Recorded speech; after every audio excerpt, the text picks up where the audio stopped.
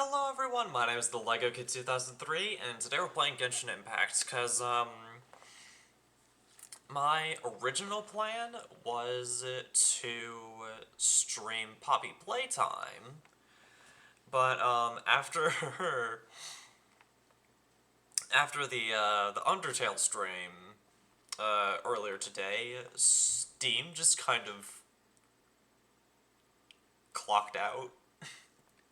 And just was not working, so we're just gonna take a small little break from the spoopies, from the spoopy games, and we'll do FNAF Help Wanted tomorrow.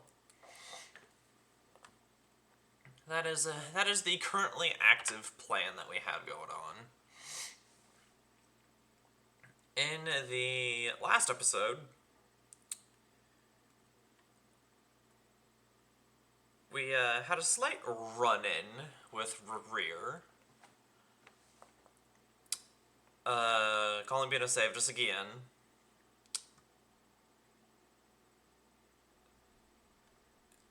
And we came up with a plan to dive into Rear's memories to see if we can find a weakness. And we found out who Thelindis is. Thelindis was Revere's wife. Or fiance. One of the two.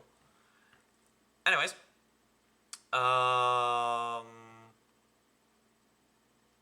Yeah. I did completely reset my keybinds, so nope. There. So, it will take me a little bit to re-get used to them, but originally I had, my mic and my two monitors attached to the arrow keys, but since I need the arrow keys for Undertale, I kinda needed to do something else.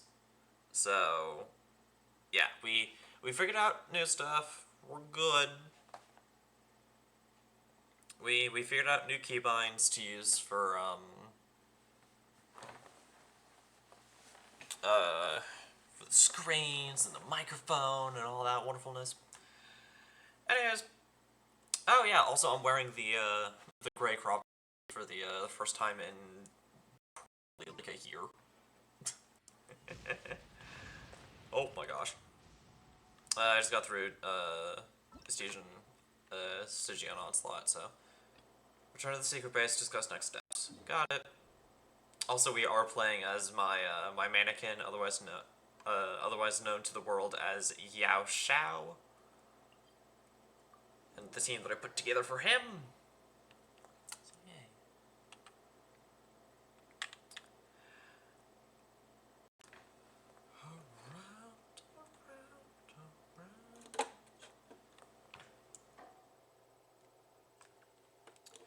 I am so upset at myself at the fact that I left this specific Beyblade here for the week. Because, at the school I go to, I started a Beyblade club. And the bay that I just held is one that I use extremely often. And, stuff happened this week that wasn't great.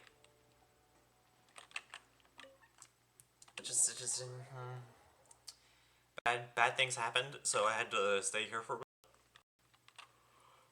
Didn't stream, because I don't stream on weekdays. Until I go out and get my own place. Should I ever be able to afford it. But anyways, Fidgy game.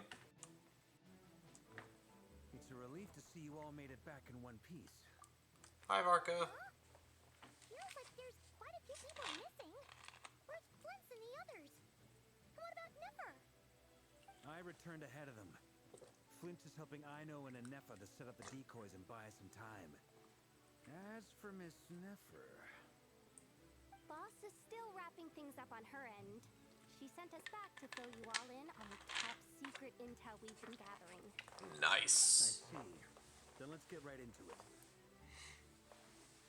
But first, who do we have here? You brought someone else in to help? Mm-hmm. Greetings.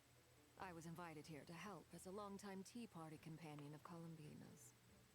You may call me Arlecchino. Surely it can't be. Surely it can. Eyes. Oh, where have I seen them before? Wait, of course. In those memories we just saw. Mm-hmm. That's right. The only Arlecchino I know is the fourth of the Fatui Harbingers. So either you share a pretty uncommon name, or you're more than just a Tea Party buddy.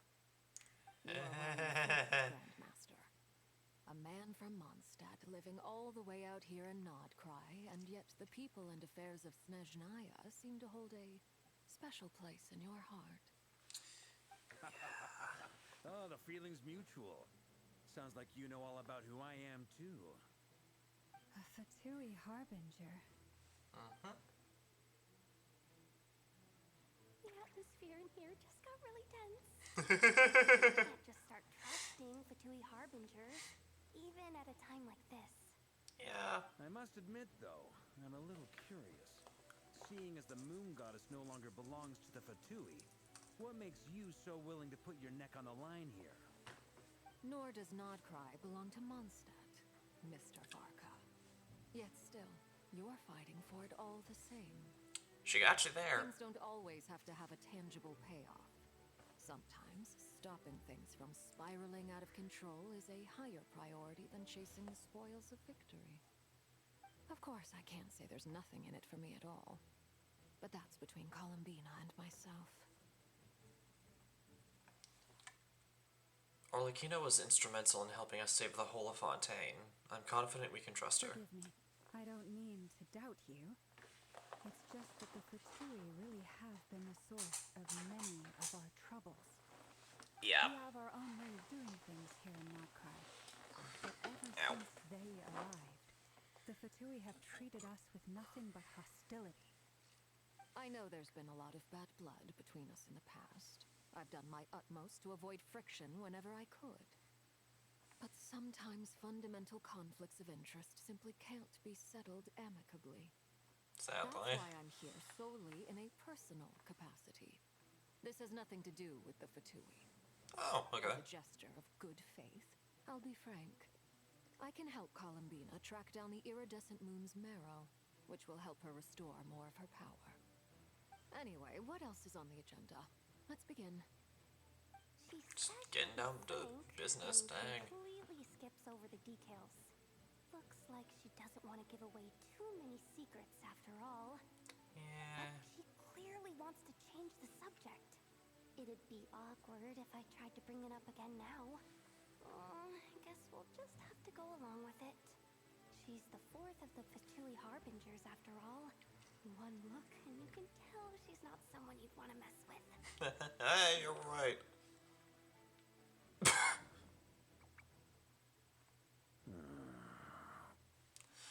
I love the facial expressions, man. Since Miss Arlecchino sounds confident in her ability to handle that, we'll proceed to the next topic.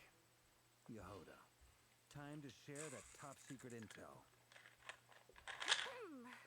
Yep. Alright, listen up everyone. First, we now know that Rerir was originally a Conrian secret agent whose primary mission was to hunt down and assassinate the so-called Dregs of the Crimson Moon. Well, that got our attention. Dregs of the Crimson Moon. In the memories, there was a lot of talk about the Crimson Moon and Eclipse, and a whole bunch of other stuff from the time of Conria.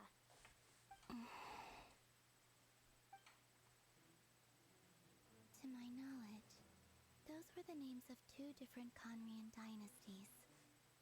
Long, long ago, it is said that the people of Conria worshipped the Crimson Moon, drawing a mysterious power from its reflection.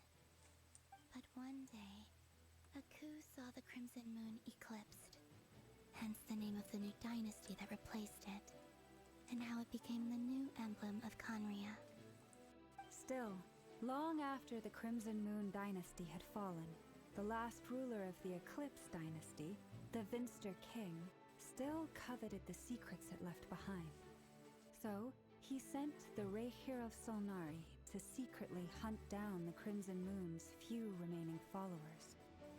In those days, Rerir showed no signs of madness. In fact, he was as normal as any other person. Oh, and he had a fiancé, or at least a would-be fiancé, called Tholindis. Tholindis? What's the matter? Just after Rurir regained his body, he called out that name.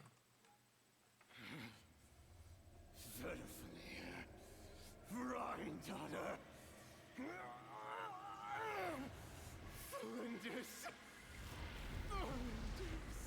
That is right. Interesting. Anything else? What about this would-be fiancé of his? Do we know anything about her?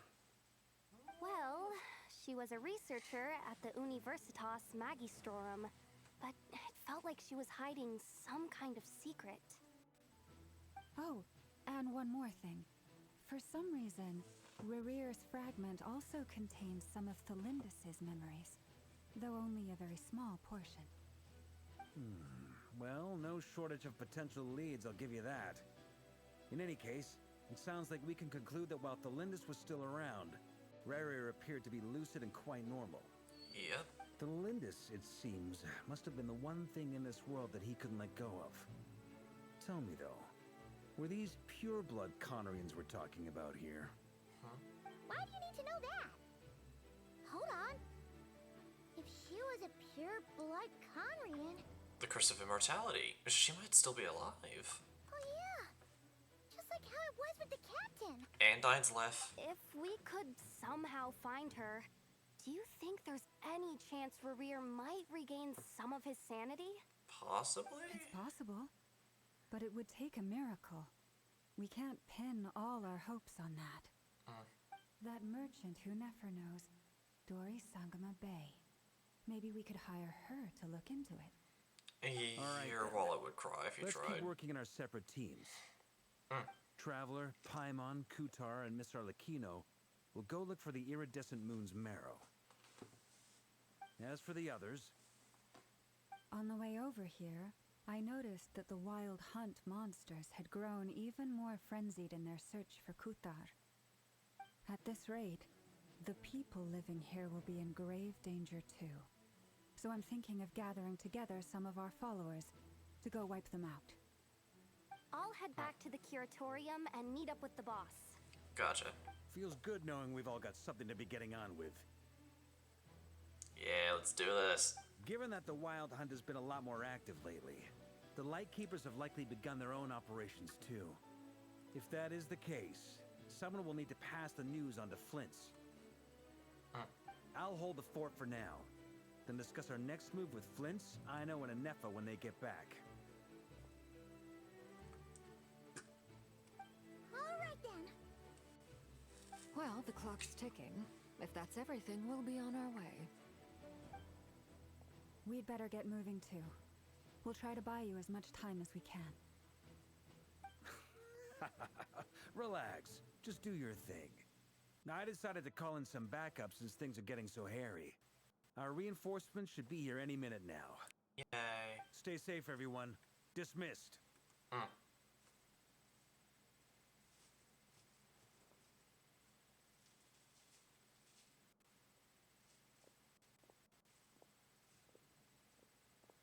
Good grief, Varka is hot. We're Oh, back. ow. Did we get here a little early? Or a little late? A little late. A tad late. The others have already set off. To summarize, our resident moon goddess has found us a new ally, and Boss Nefer has uncovered some promising info. Everything going smoothly on your end? Not great. I don't know how long we can stall them for. The decoys are getting taken out way faster than we imagined. I'm gonna make some more later, but I need a timeout first. I'm so tired right now. Oh, right. Ineffa, could you fill in Uncle Varka on what we just discussed with Flint's? I still find it so cute that Aino calls him Uncle Varga. You previously Oh told my us goodness, about and how Neffa when calls you him went that to too. investigate a source of the wild hunt in Amsfartnir, you discovered that it was just a diversion. But according to Flint's intel, several outbreaks of the wild hunt had already occurred in Notcry in the period leading up to that. That was before Rerir had regained his body, when he was far from regaining his full strength. In other words, in theory at least, he still lacked the means to act in two places at once. But now that he has his body back, he's able to do that. Flints, with everything that's been happening, the Lightkeepers across Nodcry are rallying to fight back against the Wild Hunt. They're gonna need your help. I know, I'm sure you're capable of coming up with something far more effective than decoys. But for now, you should stay here and get some rest. Yeah. And Effa and I will head back over to Amsfartnir to see if there's anything I missed. I told you Uncle Varka would say that, didn't I? A deal is a deal. Not a word about my snack intake for the next week. Database updated. Reliability of Aino's predictions increased. What does that mean? They were betting on how you'd respond after hearing their intel. It's the obvious choice, isn't it? That's hardly worth betting on. We already decided that Ineffa should go investigate the situation over at Amsfartnir on her own. You might as well stay here and keep watch. Someone needs to hang back and oversee our strategy meetings. And besides, you still haven't fully recovered from ambushing Rerir. So I've ended up with the easiest assignment. Well, I appreciate it, everyone. See you when you get back. Alright. Let's do this. Silvermoon Hall. Let's hecking go.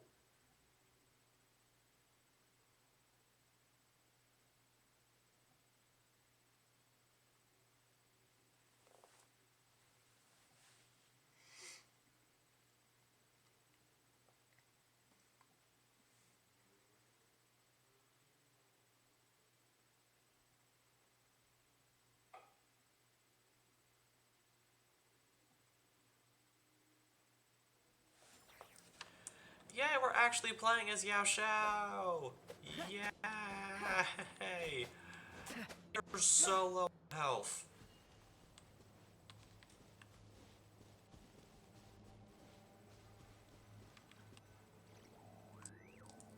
Like, atrociously This low. will serve as a good spot to cross over.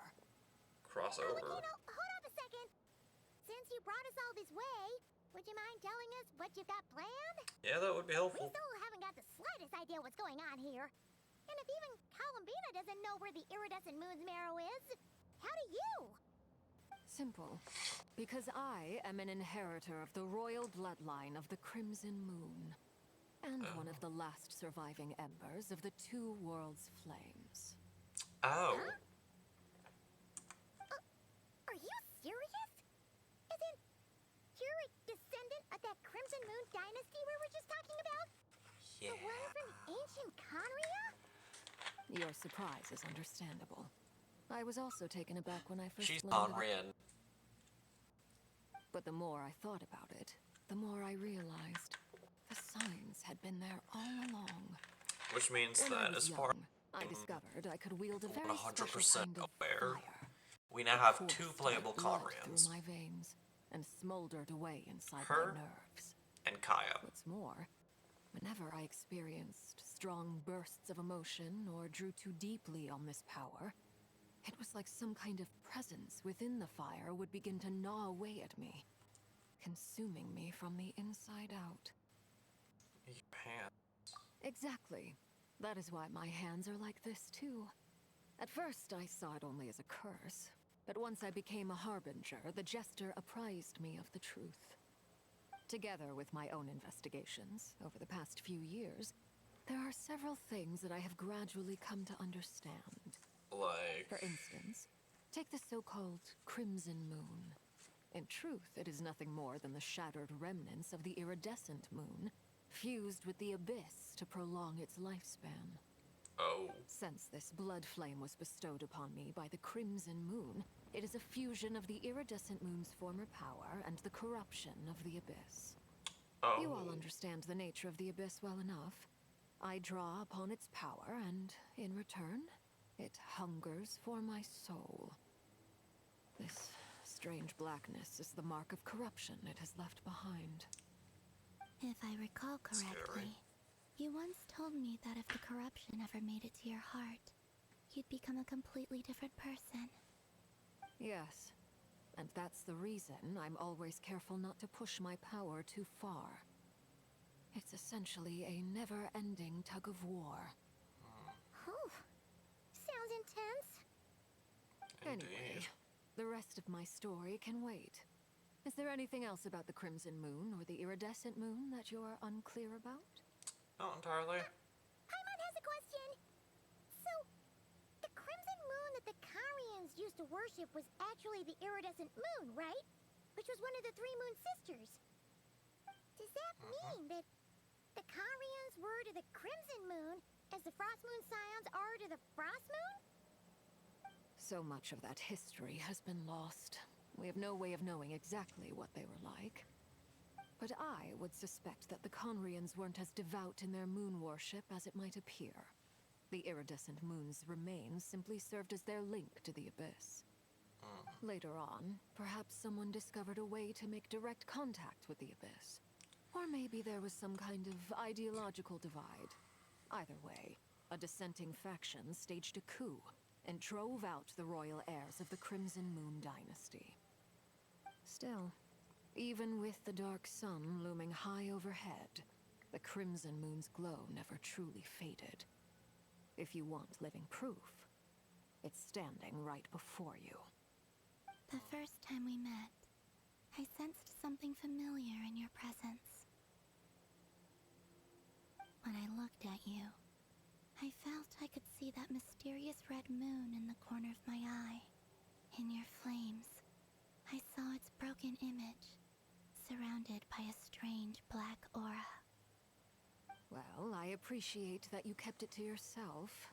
Much about the Crimson Moon is still a mystery, and I'd prefer not to end up as the object of an insane research project. Yeah, that's fair. Anyway, time is against us here, so if there's any other questions, they'll have to wait. Yeah, we kind of have to step on it. I just want to make sure I've got one thing straight. In her letter, Sandrone mentioned that since you are unable to contain the iridescent moon's marrow yourself, you intend to leave it in my custody. She can't? Correct? That's right. For now, it's the only way I can pay you back for your help. The iridescent moon is already part of who you are, so with its marrow in your possession, you'll be even more powerful than before. Deal. Then let's get started. Okay. Get what started?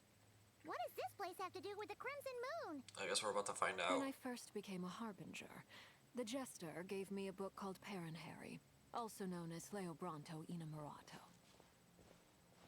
You should be able to buy a copy next time you're in Fontaine. It's a love story set in the Crimson Moon era, but setting aside the tangled romances of its characters, it also records a few interesting details.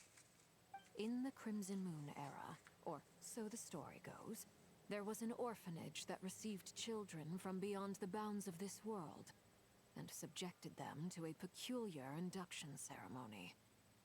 Beyond the bounds of this world? For real? And what kind of induction ceremony? I think she's about to tell The us. Crimson Moon sages looked beyond this world for beings with powers that surpassed the gods. But fearing they might lose control, they subjected these children to a process of refinement. Oh. They made these children crawl up a fireplace and kept asking them, "Have you died? Did you see it?" Until they finally admitted to having died and seen a crimson moon. The adults embraced the children who passed the ritual, telling them, Within the fireplace, you have traversed the flames between two worlds. Here and now, you are born anew. The book leaves much unsaid, but I suspect that this was their way of branding the children they had enrolled, leaving an indelible mark upon them so that they would forever live in the Crimson Moon's light. That explains why I can't sense the Crimson Moon's marrow in this world. It makes sense that it would be sealed in a special space that can only be accessed temporarily through some kind of ritual. But there's no fireplace here. Do you see a chimney anywhere? Oh, are we supposed to build it ourselves? Okay, fine. Paimon will go find some bricks. Just her face won't there. be necessary. The fireplace is purely symbolic. The key to the ritual is crossing the flames between two worlds. In other words, the flames that burn within me. Do we have to fight you again? Those burned away by such flames leave behind a kind of ghostly afterimage in the world. In the days of Conria, people believed they could be used to bridge the gap between the two worlds of life and death. In short, I can open a passage to that space for you. That's the easy part. I'm guessing the hard part is getting out. Is I'll need to stay on this side to keep the passage open, so I won't be able to come with you. Once you're inside, you'll have to find your own way. Understood. Very well. Then I'll open it up. Traveler, spare me a little more moonlight if you would. I may need it. Yeah, sure.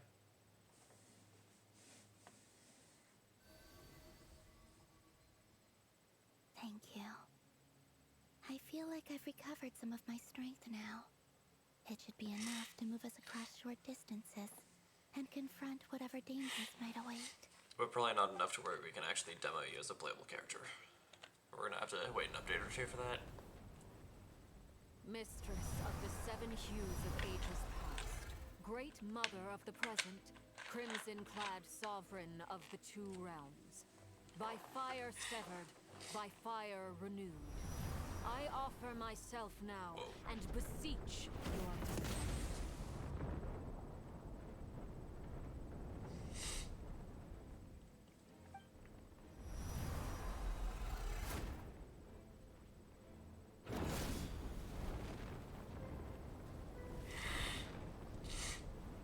Okay then.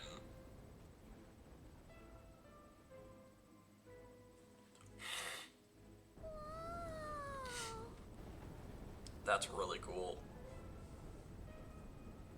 One word of advice. As you're crossing over, no matter what voices you hear, do not answer. Got it. Got it. I sense a sinister gloom inside, but also the familiar light of the moon. I feel that I am about to meet an old friend who has changed beyond all recognition. All right, let's go.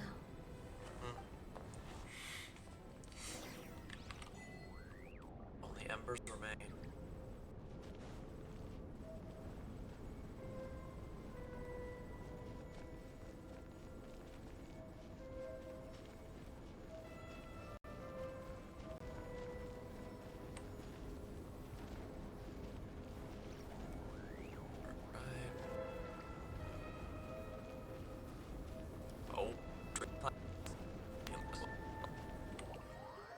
Holy. Hello, Lag City. Goodness gracious. Streamlabs hated that. Streamlabs absolutely hated that bridge. Or staircase or whatever. Whoa. Go through the passage. Your presence, and greatly death and rebirth. Wait, you are... Why are you... You have crossed over from another world, transcending fate itself. I have no right to...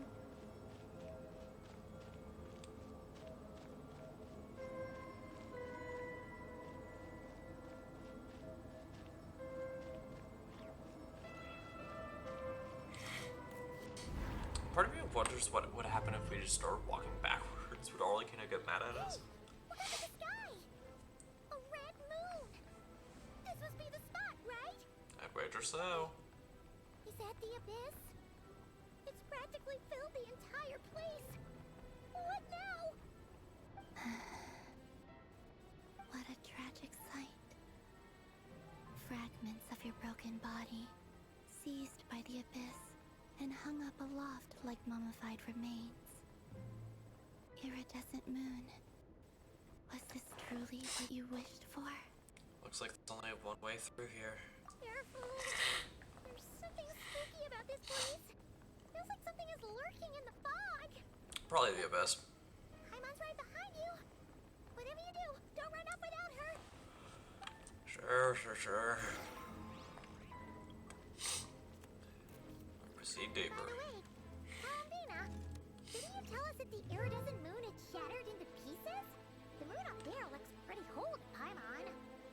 How is that possible?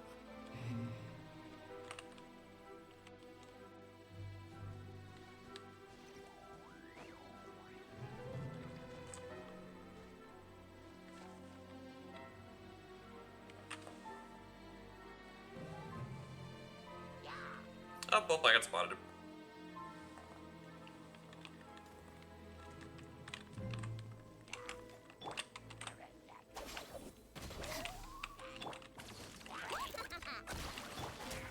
Cleanup taken.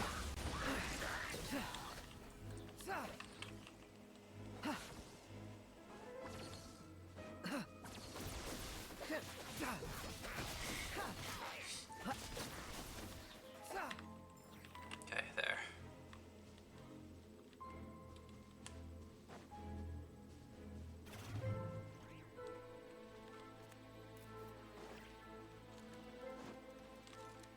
Just like I thought. It was only a facade. Oh.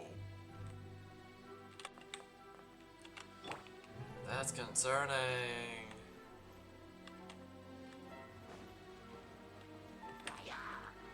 Nope, I'm just gonna start running.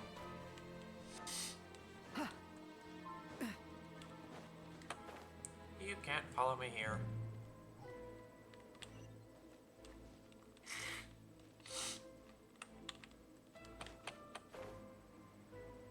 Oh, I can see ruin guards.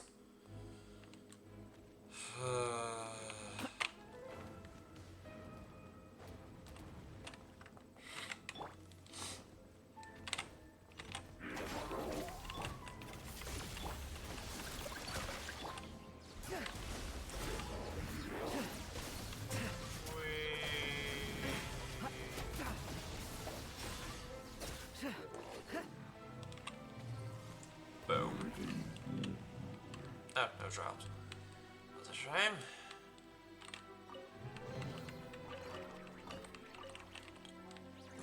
Excuse me.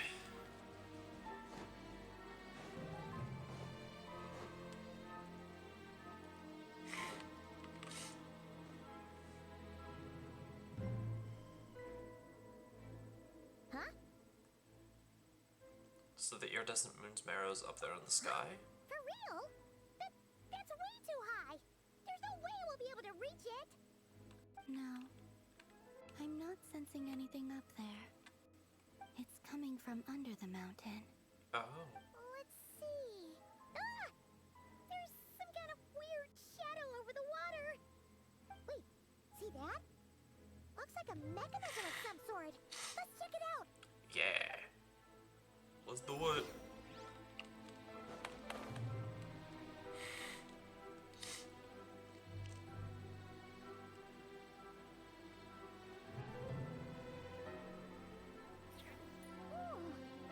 Looks like a device from the time of Khalia.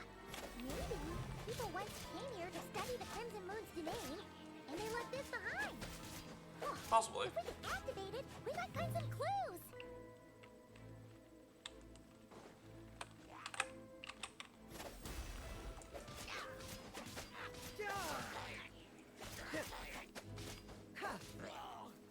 Fairly well.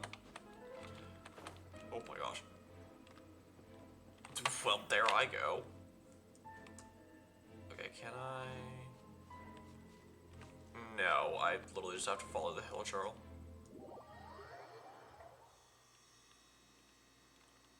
Because I did a dumb.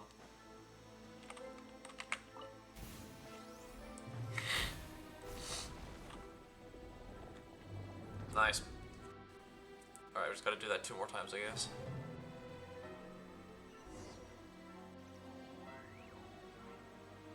Hey, look at that! Now that the mechanism's running, the shadow in the water looks different. Yeah. Do you think these mechanisms might be the key to unlocking the secret? Probably. Let's try to find more of them!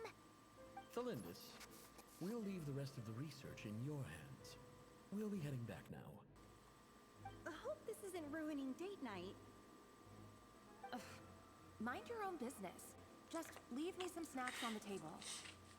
Melinda's? Is that Rear's girlfriend? How come we're hearing her voice here? Didn't I previously mention that she was a researcher at the Universitas Magistrorum? Magistrorum? Yeah.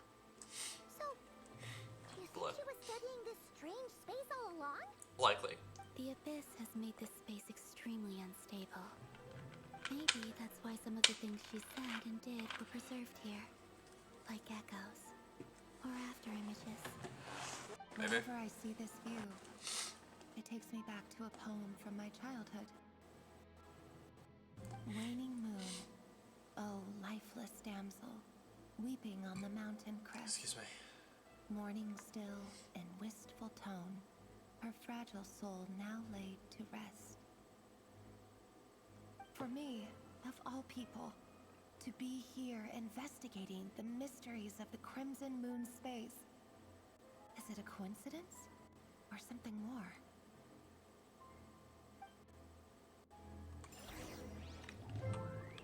There's no way to find out.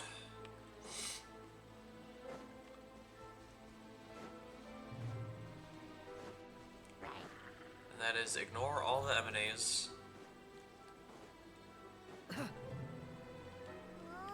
Looks like the Abyss has messed up this mechanism. We need to find a way to get it working again.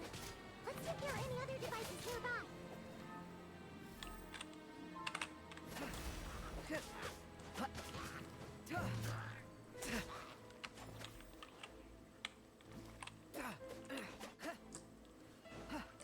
Anyways.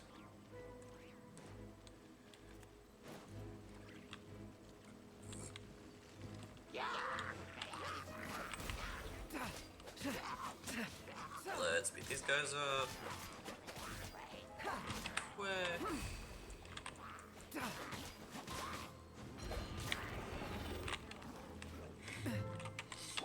Installation chamber deployed.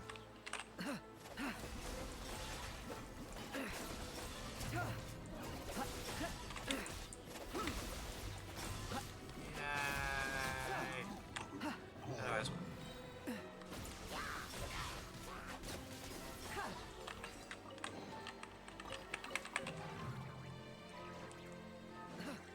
Alright. So activate this to cleanse that.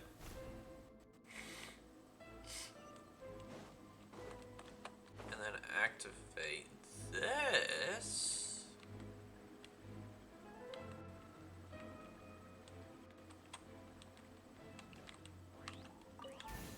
To purify that.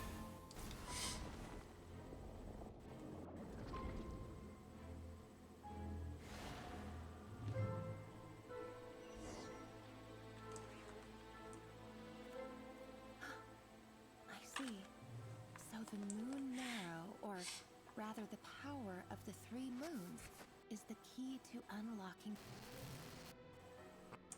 If it really does exist, then maybe this madness can finally be put to an end. Okay. Whatever. Alright, looks like this one's been messed up by the Abyss as well, so we have to find a thingy. Oh, what should I do?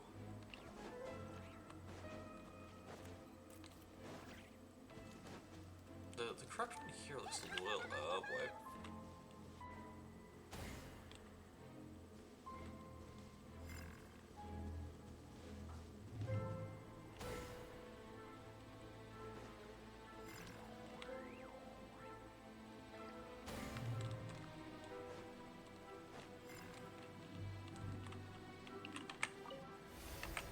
Yeah, there.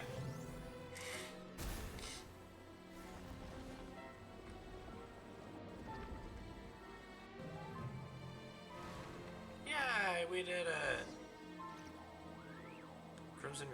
Crimson Moon purified. With the Abyss inhibitors in place, I should be able to access the chamber with the moon marrow. Oh, Rerir, with every step you take, you're drifting further from what you truly desire. But you're not the root of the problem. Ever since that outsider set foot in Conria, the Vinster King has sunken deeper into madness. If only I could get my hands on that outsider.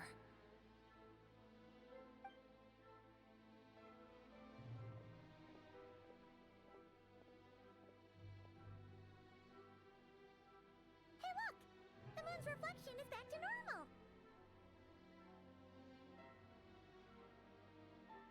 Elendis' voice mentioned a chamber with the moon marrow. Do you think maybe it's hidden in the moon's reflection?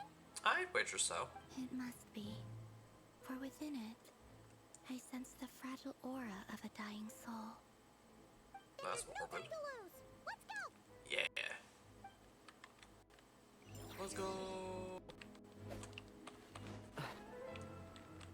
Let's jump into the abyss water.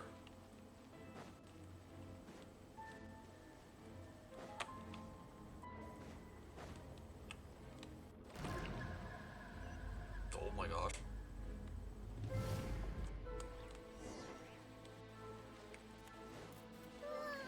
These things are so creepy! Yoy. Looks like we'll have to destroy them if we want to get to the iridescent moon's marrow. Uh-huh.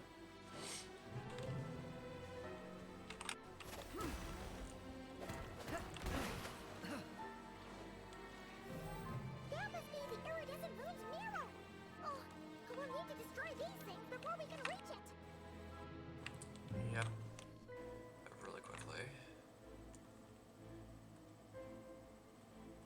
Need to-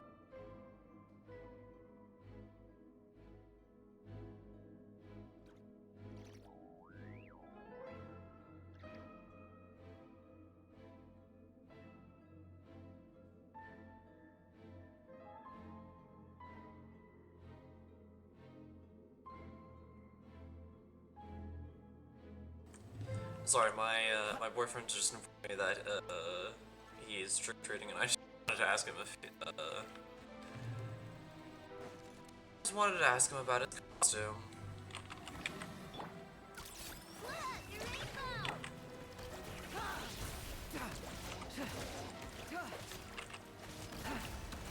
Your hydro energy. Okay, I'm getting patient. Lunar charge time.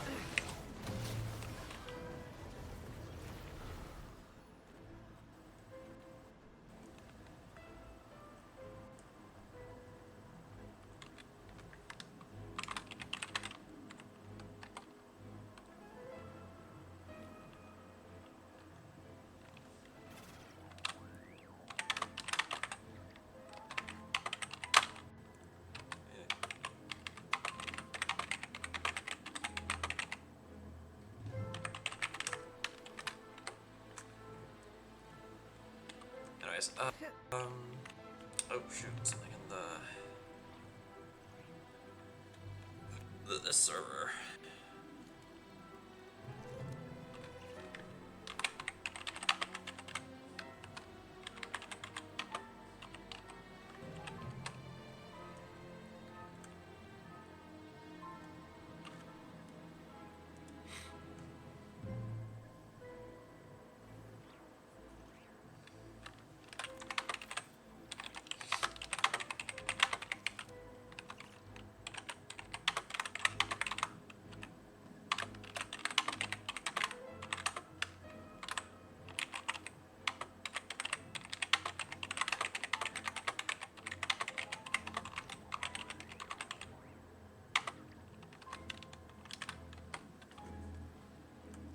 Anyways,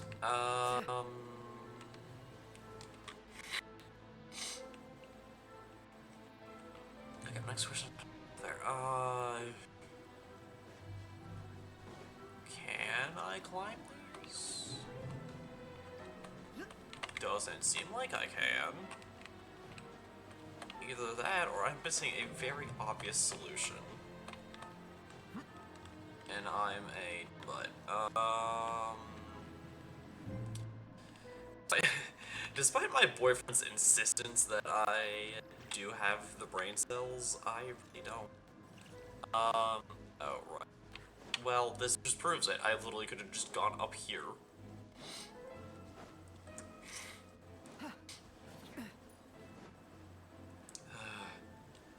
In all honesty, it is kind of my dearest hope that at some point I'll be able to introduce you to my partner. I think you guys would really like them. We're so close!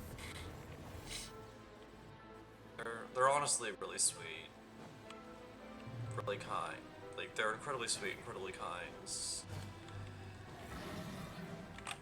And their passion is honestly very infectious. It's very contagious.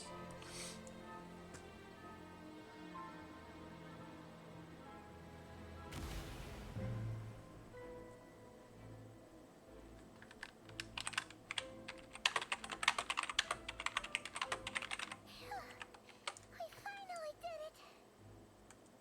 The iridescent moon's marrow, still burning away like an undying flame, yet now contaminated by the abyss. It has taken on a new form entirely. If we can purify the abyssal power within, we should be able to obtain its untainted essence.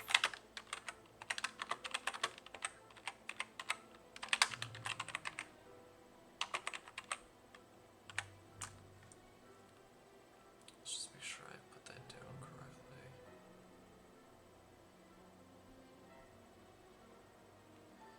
Because I do have a tournament tomorrow. Okay, yeah.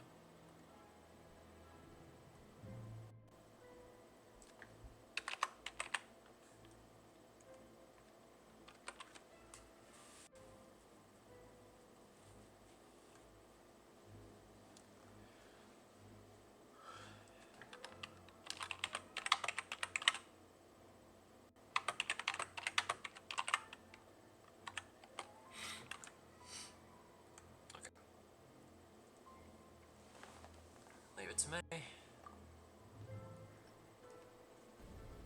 But yeah, my partner's amazing. I'm really lucky to have them. And I'm not saying partner because I don't want to reveal the gender. Cold. I'm saying partner because they're non-binary.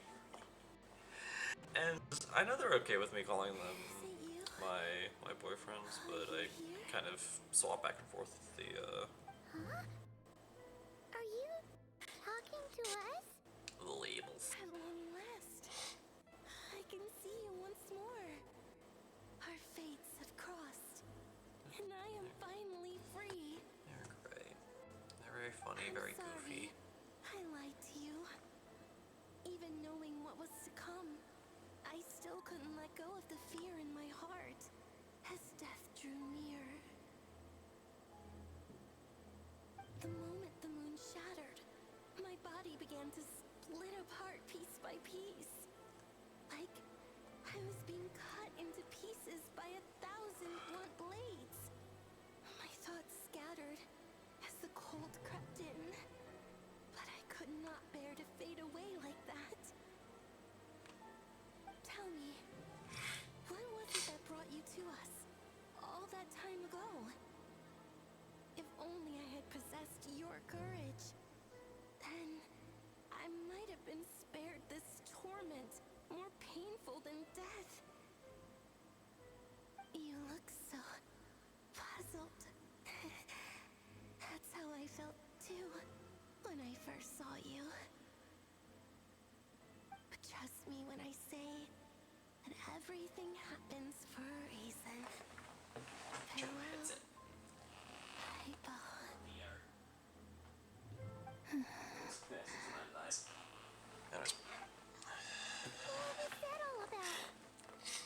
Yeah, there will come a day where It sounded like she was speaking to a long-lost my friend. amazing boyfriends will be able to pop up on stream. Never met her before, right? Perhaps. She took me for the goddess of the frost moon she once knew. For a fading soul like hers, our auras must be too similar to tell apart. But anyway, you've got the iridescent moon's marrow now. That should help you regain your strength, right? Alright. Time to leave this place and meet back up with Arlecchino. Let's go! Good deal. Let's get out of here. Gives me the heebie-jeebies.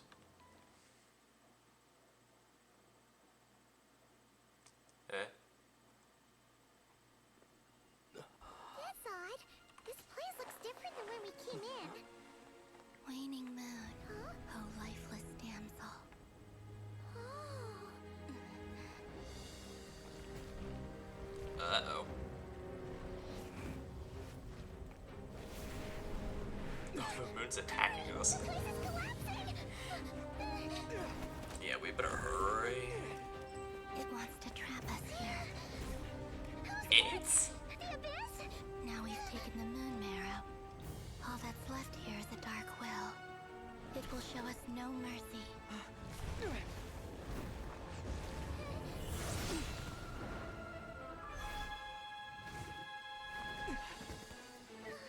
Yeah, gracias. The crimson moons! My marrow! My heart!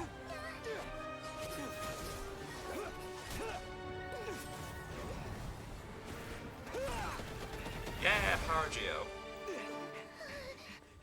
Finally! Huh? Oh no! The exit's blocked! Shoot. They're back! Now what do we do? This is where you fall. Witness my rise. Hey, it's... What are you waiting for?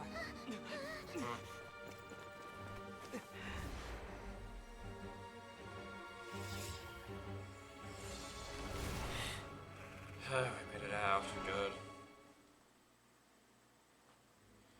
Thank you, Arlecchino.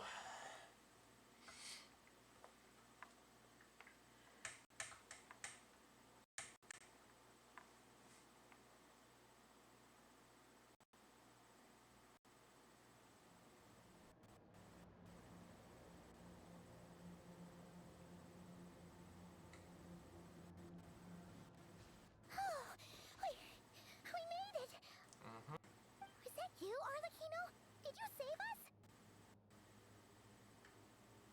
Wait, your hands! They're... Oh, this? Don't worry. It's a small price to pay. You sure? The Abyss wanted to trap you inside, and I defied its will by bringing you out. No wonder it's a little angry. If I can fight the Abyssal War, then maybe... No. I have paid the price, albeit a small one, and it cannot be undone. My hands have already fused with the Abyss. Purification would simply destroy whatever's left of them. Oh. But surely... Oh... We're so sorry, Arlecchino. Paimon can't believe you'd make a sacrifice like this for us. As much as I'd like to call it a favor, the truth is I was simply holding up my end of the deal. Well, Columbina. Oh yeah, we have to give her the You did iridescent your moon's part. fragment. Or And marrow. as promised, I will leave the iridescent moon's marrow in your care. From this day forth, may the two worlds' flames burn ever more brightly.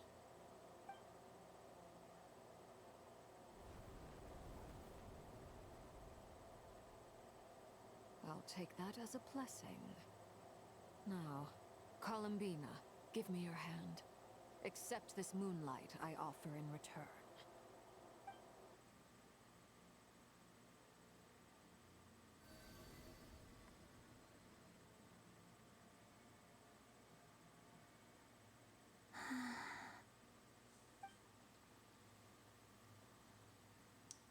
Hey! Feeling strong. Flowers are blooming. Hmm?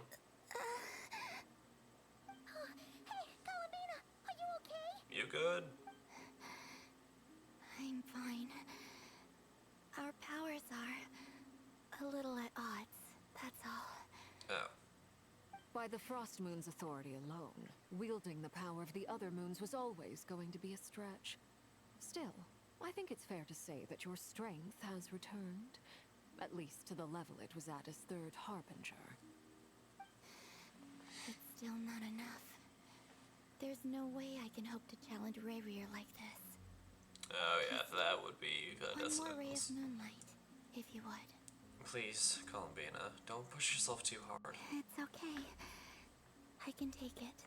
Okay.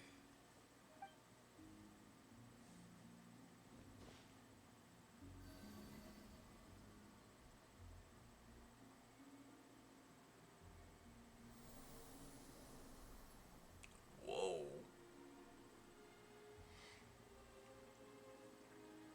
Man, there's just some blue flowers. How about now? Fighting fit? At the very least, I won't have to stay hidden like before. I want to see him gone from Notcry. The Ray here of Solnari and his wild hunt must be sent back where they belong. Well, it's good to have something to aim for. You certainly seem more alive now than you did earlier. When I first met you, you didn't strike me as a ray of moonlight. More like a wisp of fog drifting in from who knows where, ready to scatter at the first sign of a breeze. Excuse me. But now, you're full of vitality. Just like the Frost Moon, once the brightest of them all. May you keep shining, Columbina. This is who you are. Thank you. Look after yourself too, Arlecchino. I know you have plans of your own, and that's why you're always seeking to grow stronger. But whatever you're after, don't let the Abyss take a hold of you. I do not wish to see you go down the same path as Revrier. Yeah, that would I stink. appreciate the concern, Columbina. Although perhaps it's time you took a new name. A new name? Kutar, the Moon Maiden, Columbina. They're nothing more than code names. They describe who she is and the roles she's played, but they're not her real name. We often use code names in the House of the Hearth, too. But it's knowing your real name that keeps you grounded. Up till now, you've been living a wandering life, so you've probably never really cared. I like how my real All name I'll is. say this. Once you've defeated Revrier, give it some thought. All right, that's it from me. I'll Like get I you back reveal my safely real first, name just then go meet yet. up with Sandrone. Like I do that. You're the best. I'm not doxing myself just yet. I appreciate the gesture. It speaks to your good character. Anyway, let's get going. There are more urgent things to do right now than trade compliments. Yep.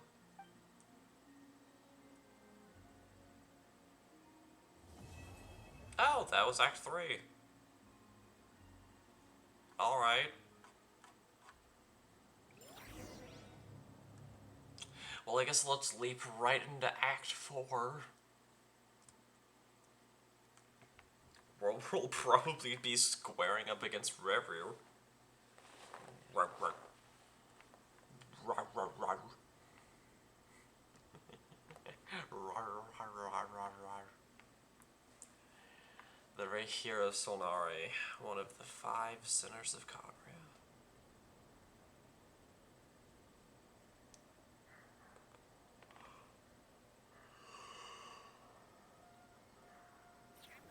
It was a close call, but we got the iridescent moon's marrow and restored Columbina's strength.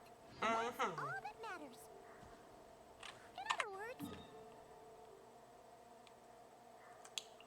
In other words, job well done.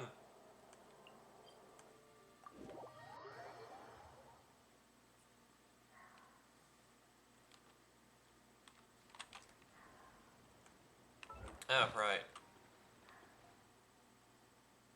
Boop.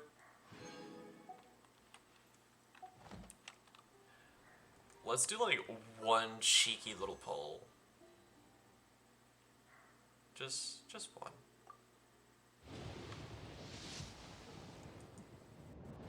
Alright, cool, some useless work to do.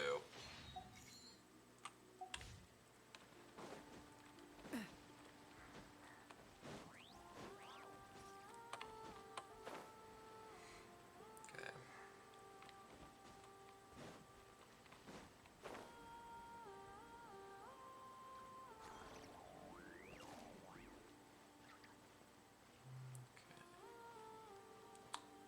Yeah, those who didn't really get a good look last episode, this is the mannequin that I made in Millie Astro Wonderland. His name is Yao Xiao, and I'm mainly using him as a Hydra unit.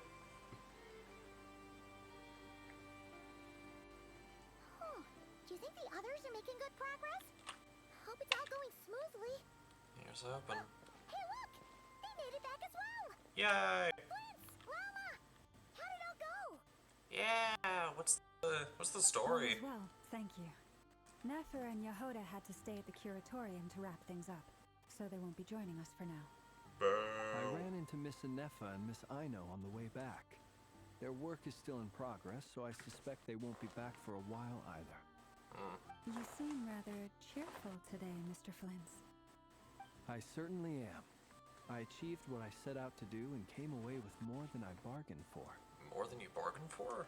Fighting alone can get quite tedious, but I had the good fortune to run into a pair of brave young warriors. We meet again. How have you been? Albedo! What are you doing here? It's been too long. I'm guessing you're here to see Varga?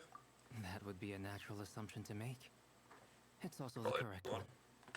These two courageously lent me a hand while I was fighting the Wild Hunt. When they told me they were Servarka's colleagues, it all made sense. And given how people of outstanding talent tend to cross paths, it's no wonder you're already acquainted. So, who's your travel buddy, Albedo? Why don't you come and introduce yourself? Is this Durin?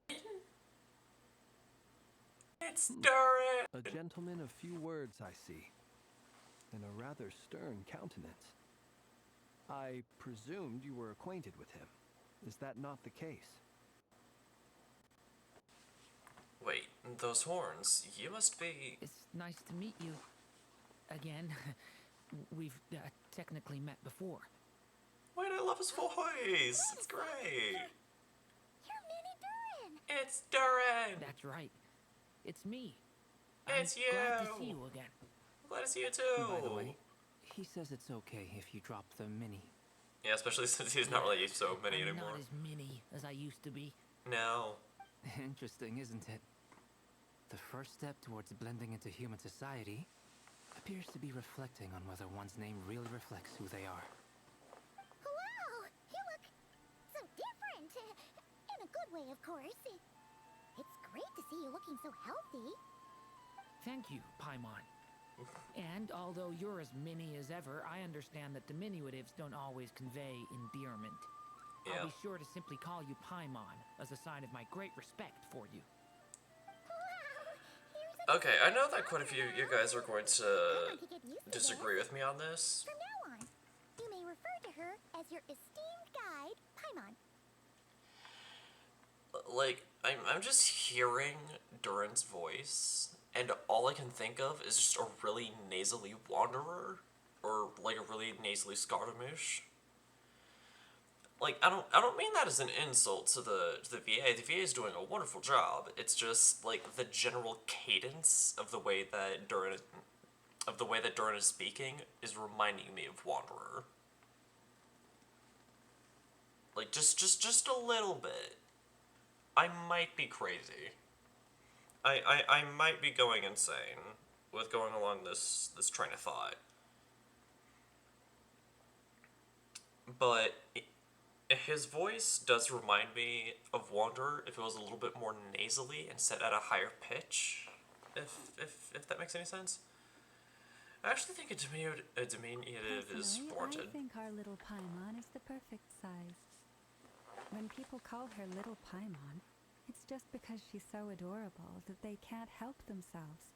If that's not a sign of endearment, what is? You're absolutely right, Miss Lauma. My brother still has a long road ahead of him when it comes to understanding human relationships. Anyway, speaking of long journeys, didn't Columbina, leave with you? How come she isn't back yet? I'm not sure. She's been catching up with old friends. Fair. Wouldn't be surprised if she stopped for a cup of tea or 10 on the way back. Uh-oh. People are talking about me. Hope it's nothing negative.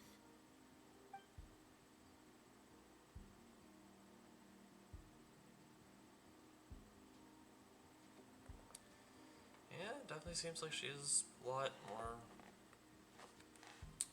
a bit happier. Judging from your expressions, I'm guessing it all went well?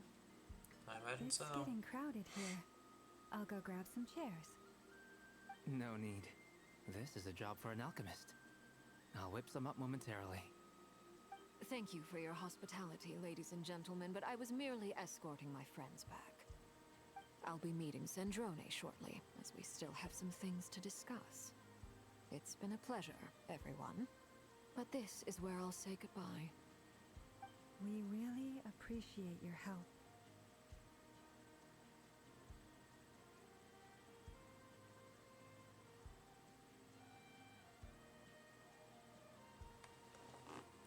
Yeah, thank you for helping. Oh, come on.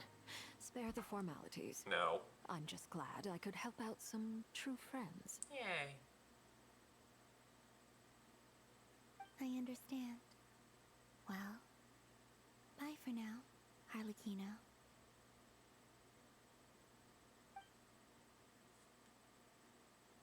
Oh, this place is hopping. It's probably a good thing one of us left.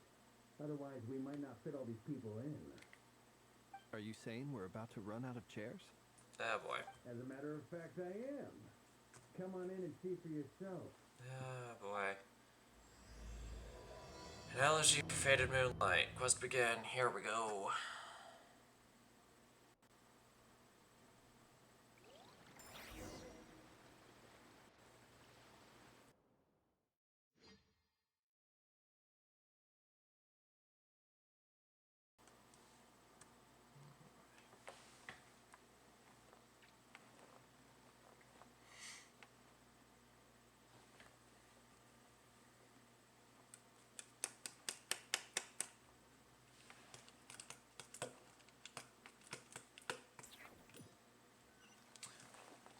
Okay, there's no strawberry Fanta.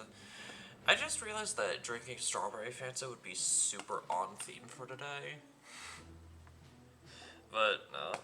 And honestly, I do have a lot of grape Fanta, though. I still have like 3 of these little bottles left. Did I just see Dine's life? I overheard your little chit-chat outside, by the way. With Miss Columbina's colleague gone, we should be back to the original crew plus the other colleagues I brought in. Yay. Though, it looks like we have another new face. Someone else managed to rope in a colleague, too? Sorry, he's probably here for us. Frankly, you and Paimon are the only people I know here. Fair enough. This here is Deansliff, colleague of Tibet's greatest guide, Paimon, and greatest adventurer, the Traveler. Well, not exactly colleagues, more sort of friends. He's also one of the 5 Someone sinners, else but jumps one of in the to good do ones. The announcing, you know you're speaking to someone important. Let's hear what he has to say. Note to self. Once Paimon knows your name, the rest of the world will soon follow. When he comes looking for us, it's usually something important. Paimon's guessing you've heard about the Wild Hunt, then. From the looks of it, you're about to hold a meeting. If I were to say that the Wild Hunt is our mutual enemy, would that earn me a seat at the table? More or less. As the saying goes, the enemy of my enemy is my friend. Mr. Dainsliff, there's a seat with your name on it. Though, I can't promise the same for everyone else. Hey, Albedo, think you can rustle up a couple more chairs? After all this time apart, Grandmaster Varka's first order is to rustle up a couple more chairs. I've missed this. Is he being sarcastic? Some days even I can't He's tell. your brother. Why are you asking us? That's true. I've They are still got technically a lot brothers. to learn about the nuances of human conversation. Trying to decipher Albedo's way of speaking has been like jumping in at the deep end. Yeah, true. Oh, good point. I'ma get you now. Don't sweat it. There are people who go their whole lives without getting the hang of it. You're ahead of the game already. Look at you, Paimon, expert in the art of encouragement. Wait, is Ether crying? Oh, pobrecito. If anyone can hurry her along, it's you. Oh, the shippers are gonna be at work. I just got back from the curatorium. Besides, aren't you curious to see what's taking her so long? Miss Nefer doesn't strike me as the type to share secrets. And since gathering intel is her specialty, I'm guessing she'd prefer to keep her methods confidential. True. Under such circumstances, would it not be tactless for me to impose? Yeah. Oh, but it's fine for me to impose. Because it's you. What can I say? You have an unrivaled ability to garner people's affection, Miss Moonchanter. Besides, you have far more in common with her than I do. All right then.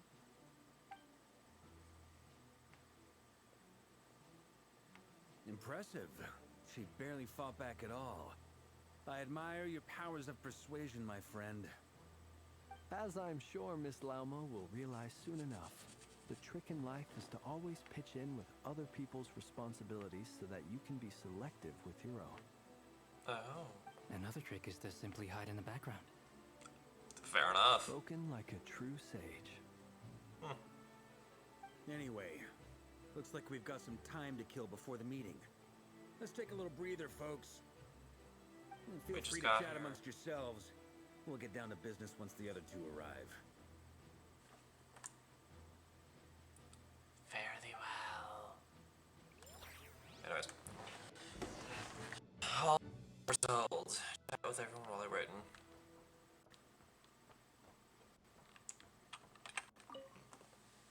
Truth be told, I can't remember the last time I was in a meeting with so many people. You're not alone there, my friend.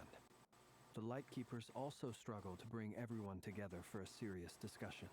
Lore. I don't doubt that. I've only ever met two Ratniki, one being you, and the other being that young guy, Eatlua. Eatlua is a good apple. I'll give him that. He's kind, honest, and regularly delivers supplies to my lighthouse. A true Ratnik to the core. In that sense, he puts me to shame. So you're what? A fake Ratnik? That's what it sounds like you're saying. But I get the feeling that's not quite what you meant. Come on, why the awkward silence? Sorry. I'm not even gonna bother trying to hide it. You've known all along, haven't you, my friend? Now that was an awkward silence. Let's just keep this between ourselves. Probably best if Eloa doesn't know, huh? That goes without saying. Gotta be careful what you share with youngsters, after all. Anyone else in the know? Let me guess. The Traveler and Paimon? I don't know of everything. It's dangerous being too sharp for one's own good, you know. Then, in the name of the Animo Archon Barbados himself, I swear, your secret's safe with me. When we went for drinks, you said that you and Barbados were practically best buds. In the light of that claim, do you really expect me to take your oath seriously? Yes. Of course. Just as long as you don't go spreading around the fact that I'm close with Barbados, all right? Fair enough, then. Nothing like a bit of mutual leverage to seal the bonds of friendship.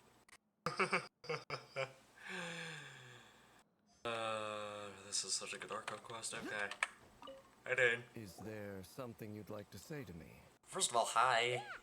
For starters, why'd you just show up here without even giving us a heads up? Hasn't... I'm pretty If sure you he's think never back to done our that. previous interactions, you may recall that that's hardly out of character for me. Exactly. You do have a point there. sorted out your accommodation yet? Oh yeah! You'll need to find somewhere to stay the night too, right? Wanna tag along with us? You never know. We might get a group discount. Sure, let's do that. Great! Paimon will handle it! And in return, we can get Dainslift to be our very own personal bodyguard. I'm on, you're thinking out loud again. If that's what you had in mind, you should have said so sooner. I'd be happy to help. Oh, okay then. Paimon was only kidding, but good to know. Anyway, since we're all here together, we might as well watch each other's backs. That's just what friends do, right? Indeed. Thank you.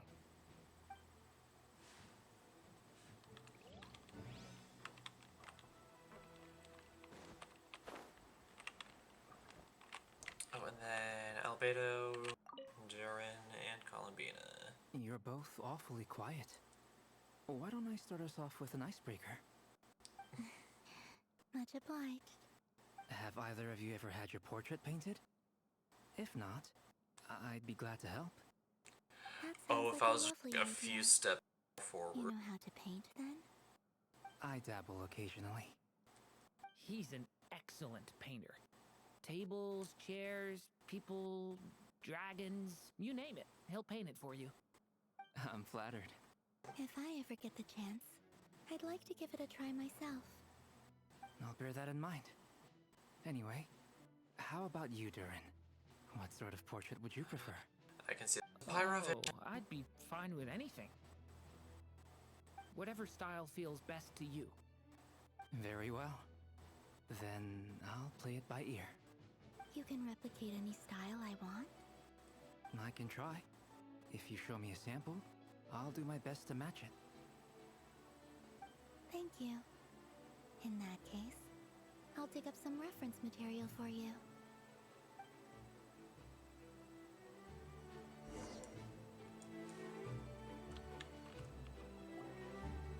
Not long after. Hey, it's Nefer Llama. Is she okay?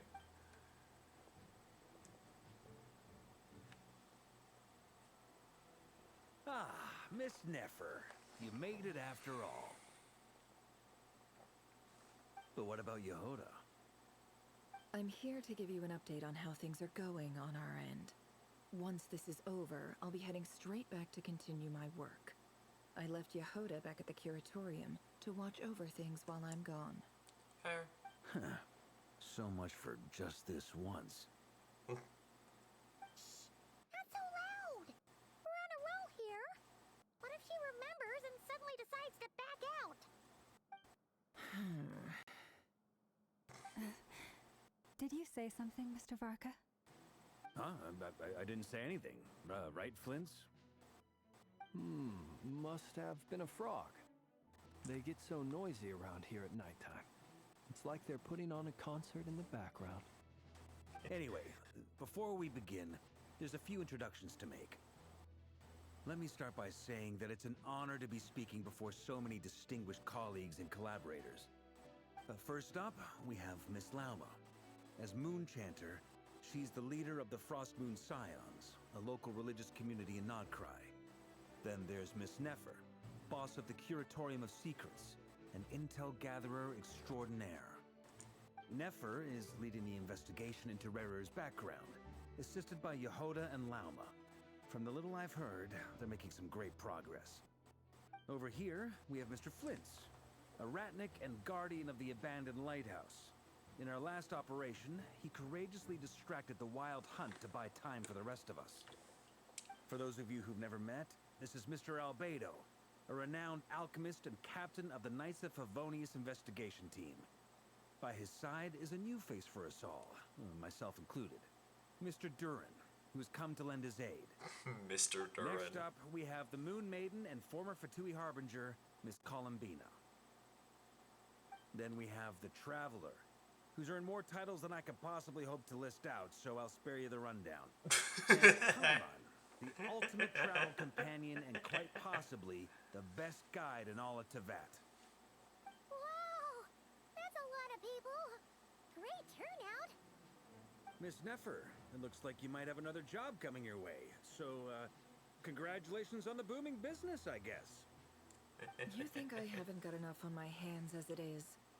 Who's looking for me now? That would be me, Miss Neffer. I have a commission for you. And you are? Who I am doesn't matter right now. What does matter is that I'd like you to gather more intelligence about the Recher of Solnari. Well, it's not as if we never take on anonymous commissions, but in your case, I'll have to decline. I'm gonna take a wild guess and say your job's probably more hassle than it's worth. Something about you seems like bad news. It's my eyes, isn't it? Yeah, I was just about to say. Conrian, I assume. And what's with the mask? Are you trying to hide your identity? In any case, the fact that you're even still alive raises an awful lot of questions for me. True. My name is Dainsleif. And yes, I am from Conria. As I'm sure you're aware, the Recher of Solnari's real name is Rerir. He was once an acquaintance of mine. Really? Then you must have been quite an influential figure yourself. And also a You sinner. flatter me, but none of that matters anymore. My point was simply to clarify why I have asked Miss Neffer to investigate Rerir's background. So you're both from Conria, and it sounds like you used to be friends. What am I missing here? Surely you already know how he became one of the Five Sinners.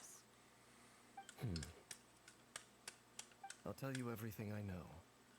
The history of Conria, the names and identities of the Five Sinners.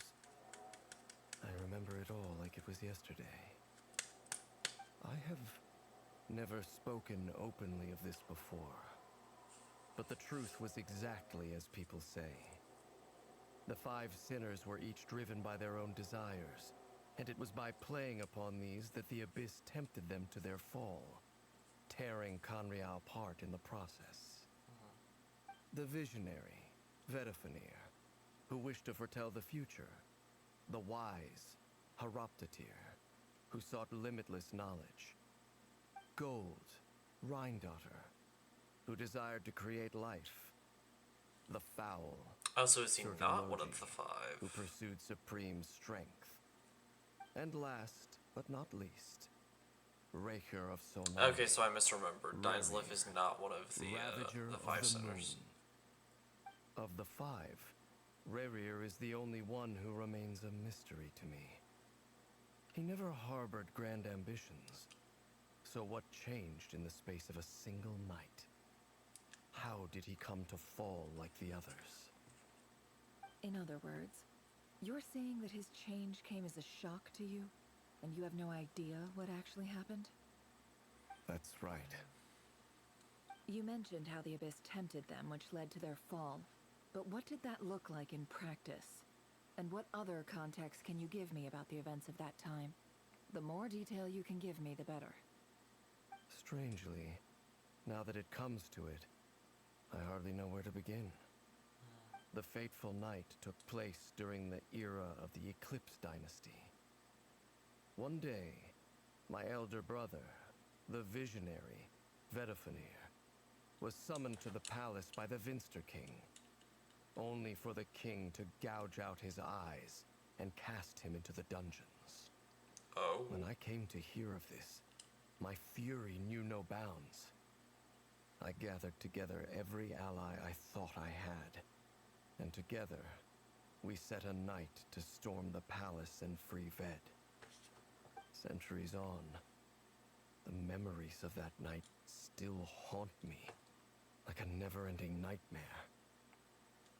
We broke through the palace gates, just like we had planned, each striking towards our separate targets. But then, I was betrayed. Even Vedifenir, the very person I had come to rescue, abandoned me and partook of the Abyss's power. Oh.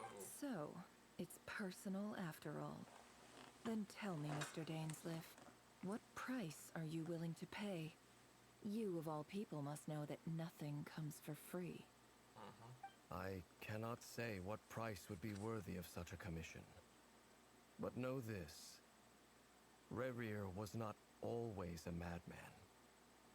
Believe it or not, there was a time when he was just an ordinary man, working for the Conrian Intelligence Service.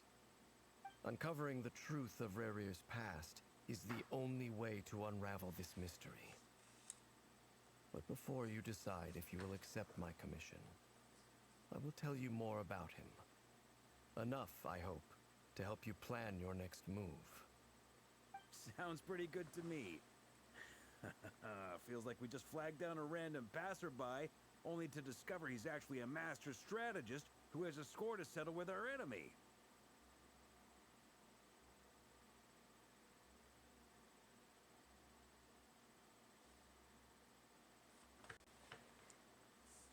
Must be all the good.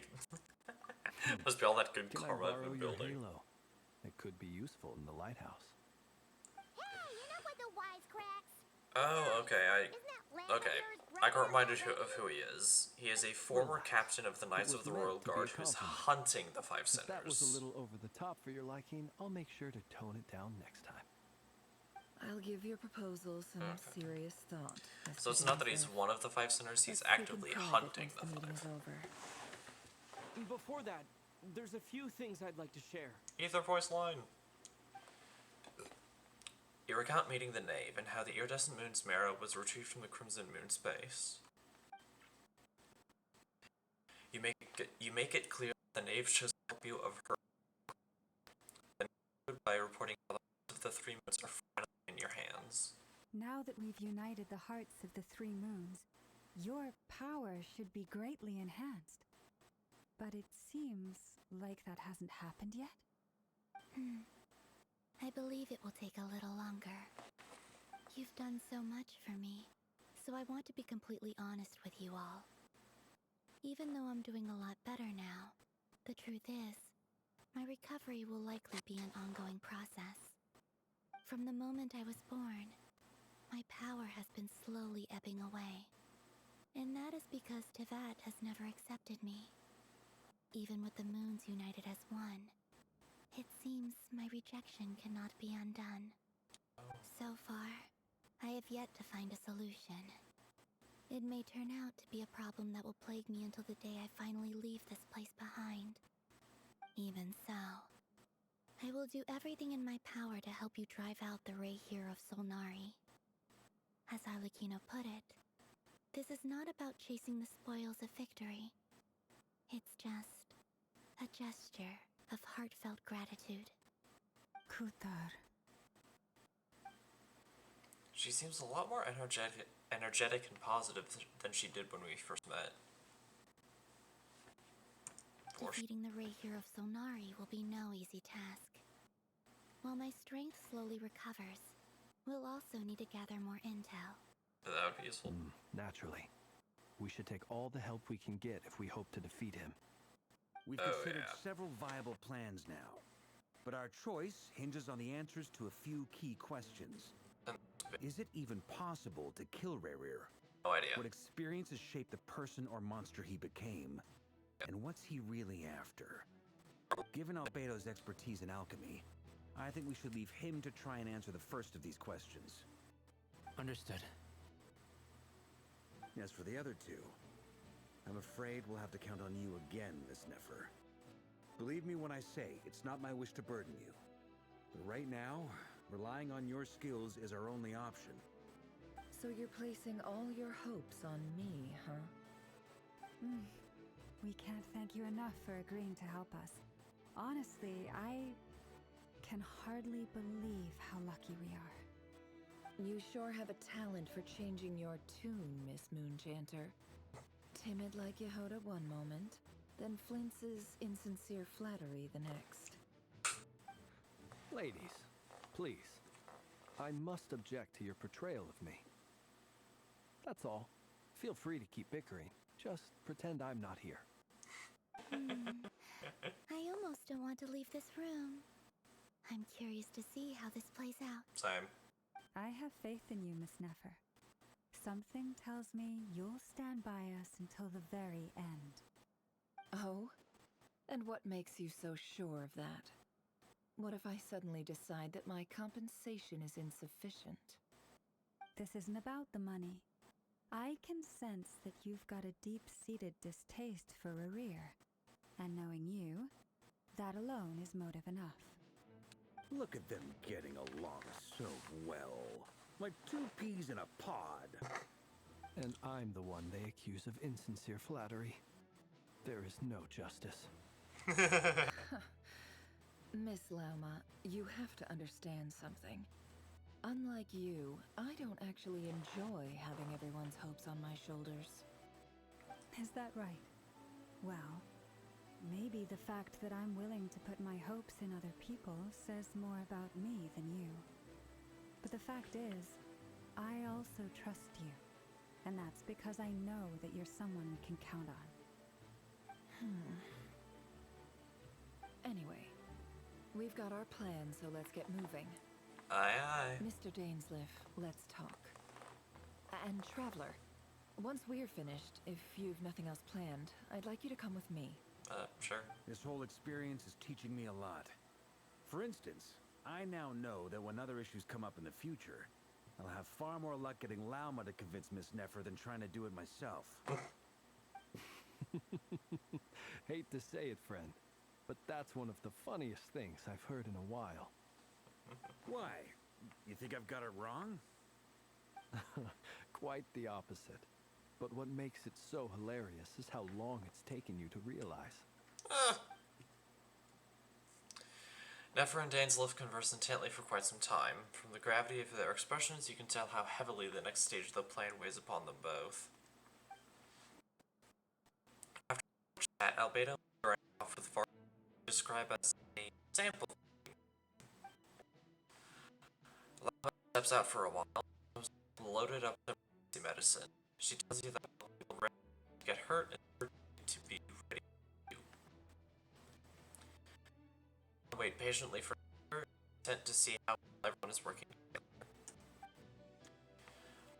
Finished, you follow her back to the cure door.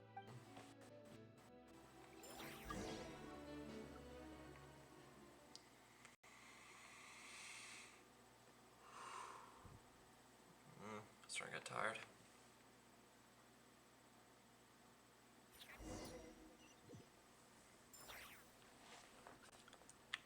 Talk to Nefer.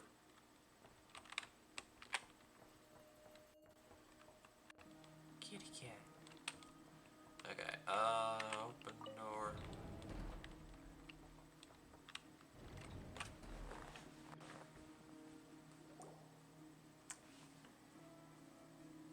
Thank you for waiting.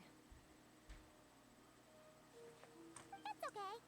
We actually used the time to help Dainsleif get a room at the hotel. Yay, he has lodgings. That's very considerate of you. Now, I trust you share my curiosity about Rerir's past, and you seem fairly familiar with Mr. Dainsleif already. That's right, we've known each other for quite some time now. We spoke at some length after the meeting. He was the one who suggested I should invite you to join this operation. He feels confident that these secrets will be safe with you. Dane has a lot of faith in us, that's for sure. Thanks for your trust too, Nefer. Likewise. I appreciate that you got right on board without interrogating me about why I invited you. It shows that you trust me to explain everything in due course. Even if you charge us for every moral that we have. That's because we know what you're capable of. We appreciate you too, Nefer. You might have been forced to help in the beginning, but this time, it was your choice. That's one way to put it. Another is this, that once a decision's been made, it's set in stone. After that, my only goal is to see it through. Alright, so here's how it is. I'm going to access Rerir's thoughts again using my confidential method. Now, I'm sure you've seen things like this before on your travels, so you're surely well aware of how dangerous it can be. The reason I've gathered you all here is to ensure my safety during the proceedings. I plan for us to enter the fragment of his consciousness together, and once inside, I will focus on searching for information. Think of this as a diving expedition into someone's brain. If I'm the diver, you are my safety equipment, tasked with keeping me alive while I'm under the surface. Once the ceremony begins, we will all be spying on privileged information. But in the interests of safety, you must remain absolutely silent at all times. We will discuss our observations after the ceremony has concluded. Lastly, any individuals of a weaker constitution are advised not to partake in the ceremony. In any case, Paimon has her own job to do, which requires staying in the room, but not joining the ceremony. Never conspicuously left out the details of her confidential method. Yeah, 'cause they're confidential. Diving techniques are a trade secret. Well, good luck, everyone. Sounds like all Paimon can do is cross her fingers and root for you guys. Pretty much. There's a little more to it than that. I was being serious when I said you have a job to do. While the rest of us are inside Rarir's mind, it's imperative that we have a team member on the outside. In the event that something goes wrong, you will be our first responder. I don't anticipate any issues, but the extra level of safety will be greatly appreciated. I second that. This is a dangerous operation here, and you're our whole rescue team. That's pretty much the most important job in the crew. So, Paimon's like the lifeguard? Yeah, that makes sense. Alright, got it. Good. Please, take a seat. We'll get started momentarily. Nice.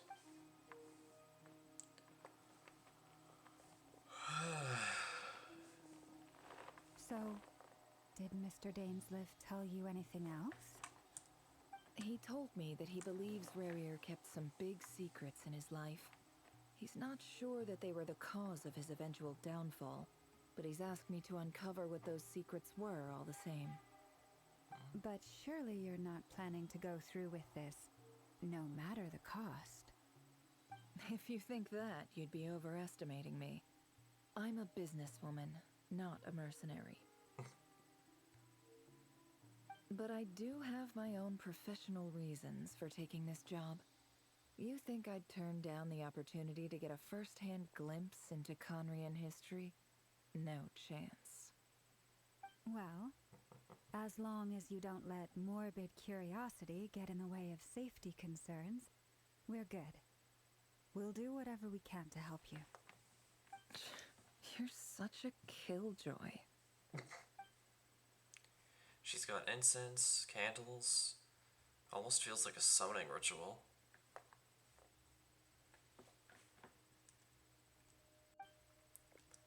Seems like Nefer still has no intention of sharing her trade secrets, but now's not exactly the moment to pry. I see there's a chess set on the table. Could that have something to do with her intel gathering methods? All right, I'm good to go. All set over here, too. Well, Promise, Paimon, you'll be extra careful. pinky promise. All right. Let your whole body relax. We're about to begin. Close your eyes.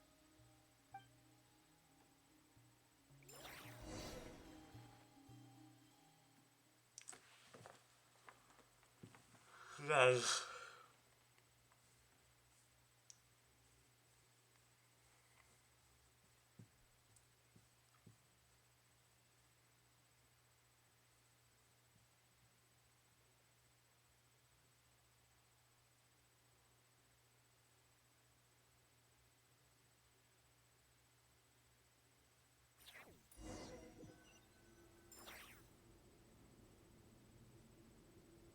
Phew.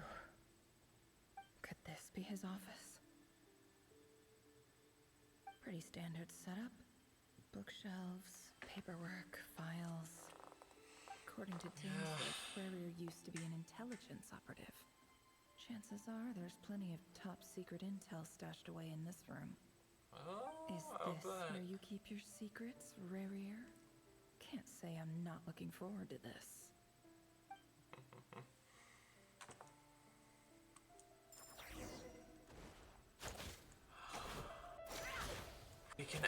user! Examine mirror. He looks even gloomier than last time. I wonder what's changed. I wonder too.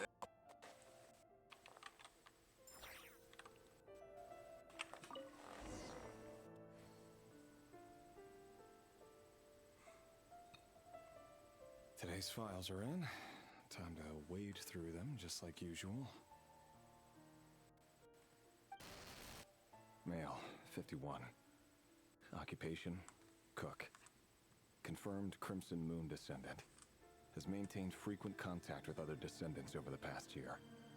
Poses a threat to the dynasty. Neutralized.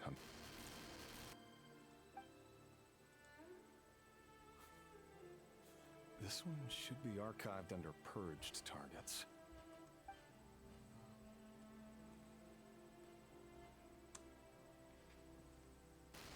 Female, 23. Occupation, office clerk. Confirmed Crimson Moon descendant. Has maintained frequent contact with other descendants over the past year. Poses a threat to the dynasty. Neutralized.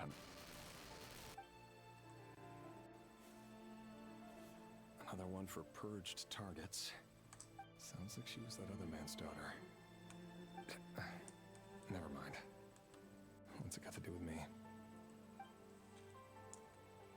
Alright, let's check out the next one. Male, 40. Occupation, teacher. Confirmed Crimson Moon descendant. Has been observed making contact with other descendants during the past year. Poses a threat to the dynasty. Neutralized on...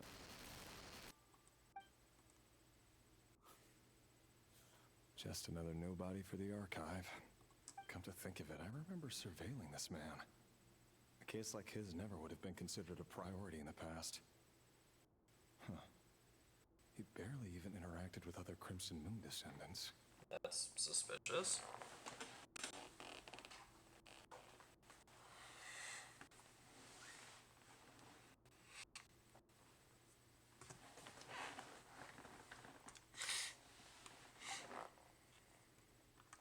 Alright, next one. Oh, you look young. Female, 16. Occupation, none. Orphan and confirmed Crimson Moon descendant. Has been observed making contact with other descendants during the past year. Poses a threat to the dynasty. Neutralized on... Neutralized. Filed. I have no recollection of this girl. None whatsoever. She doesn't seem to be anyone important, but then again, how many of them really are? Is it literally just gonna be this over and over again for the next 15 minutes? Female, 13. Occupation, none. Okay, so same thing as last time. Filed.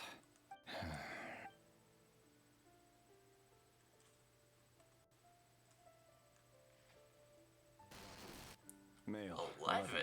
Dang. Occupation, none. Orphan and confirmed Crimson Moon descendant. Has not been observed making any contact with other descendants during the past year. Poses a threat to the dynasty. dynasty. How? Neutralized and... That makes... That's not right. Male. 6? Occupation, none. Orphan and confirmed Crimson Moon descendant. Poses a threat to the dynasty. Literally how?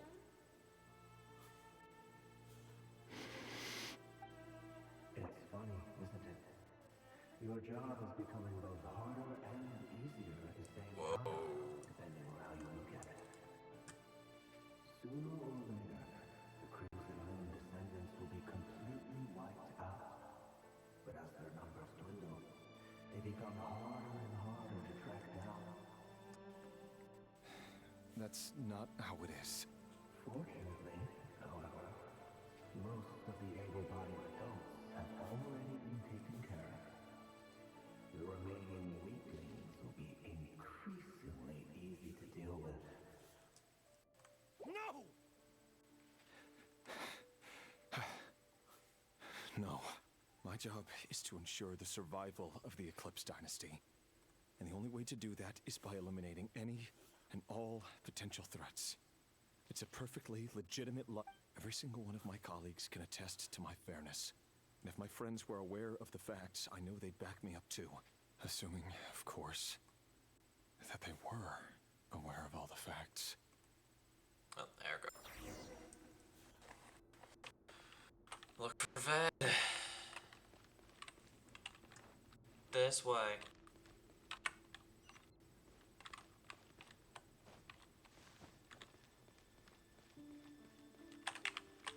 Huh? Alright, so there has to be another... Oh, there we go. Door.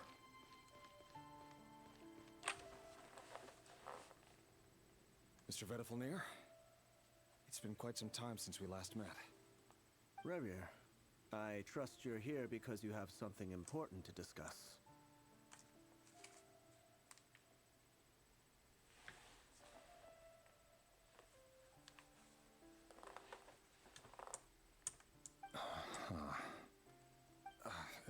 Forgive me. I wasn't tuning out, it's just, I noticed you didn't even phrase that as a question. As if you knew I was coming. I mean, he's the visionary. Tell me, does someone in your position ever feel the need to ask questions at all?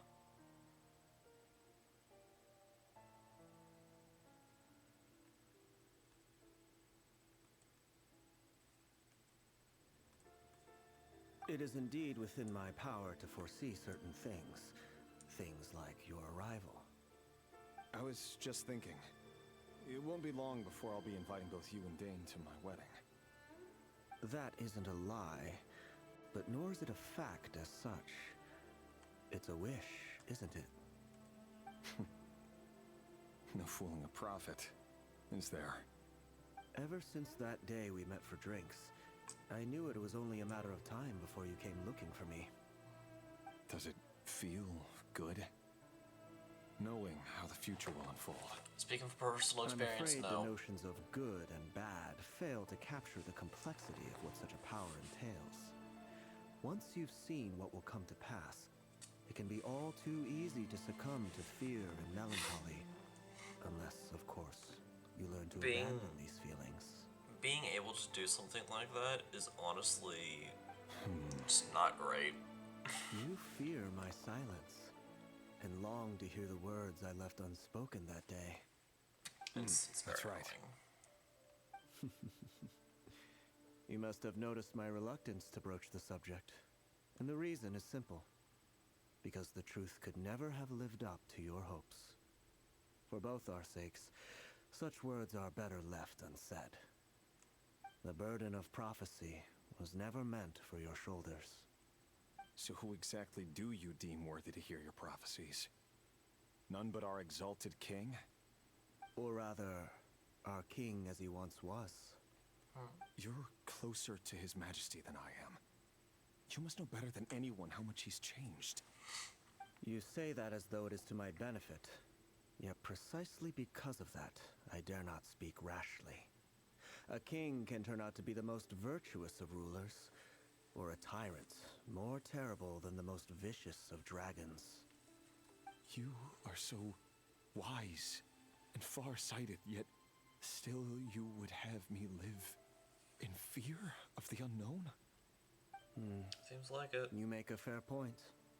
Especially given my silence alone was all it took to send you spiraling downwards. Very well then. Let me offer you some advice. And I say this not as a prophet or a visionary, but simply as the brother of your friend. For many reasons, there is very little chance of your marriage ending in happiness. If happiness is what you seek, you should find another fiancé.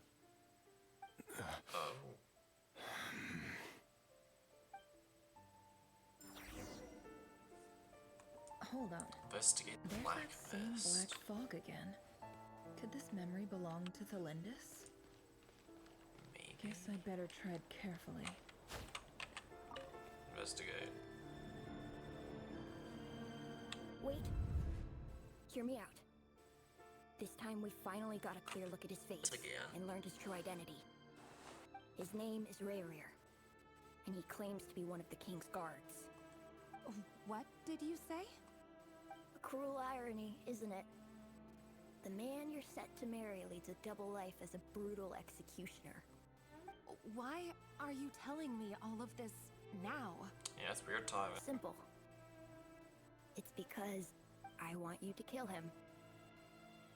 You are the only person he would never suspect. Oh. No, absolutely not.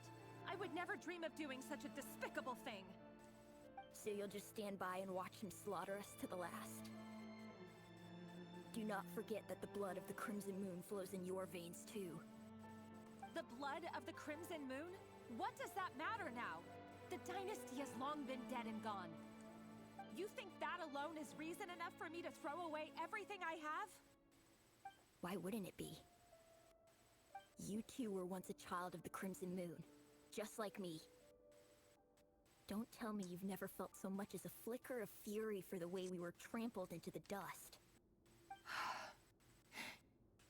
As long as you promise to abandon this pipe dream of restoring your dynasty, I can try to persuade him. Or have him persuade the Vinster King. Persuade the Vinster King? Do you even know why he's so obsessed with hunting us down? Why he keeps trying to force us to hand over our secrets over and over again? Or why we refuse to give up on restoring the dynasty? The Vinster King. A blind fool. His eyes clouded by powers from beyond this world. A petty little man with a miser's heart. And he dares to sit upon the throne? The juggler. Mark my words.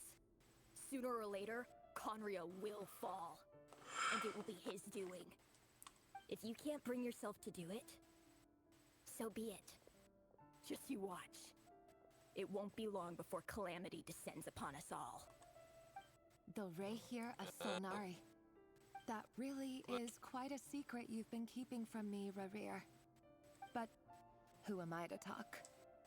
Am I really any better? I've kept my own past a secret this whole time, too. Love should be built on honesty. But ours was born from lies. And yet, is it really so wrong to hide things that would only make life harder? If we don't cover up the parts that no one else should see, how can we go on pretending to be normal? And that's why the concept must have known all this. And that's why he made his prophecy. In the end, nothing stays hidden forever. But I won't just sit by and watch this disaster unfold. I'll do everything in my power to protect what I cannot afford to lose, no matter who I have to face.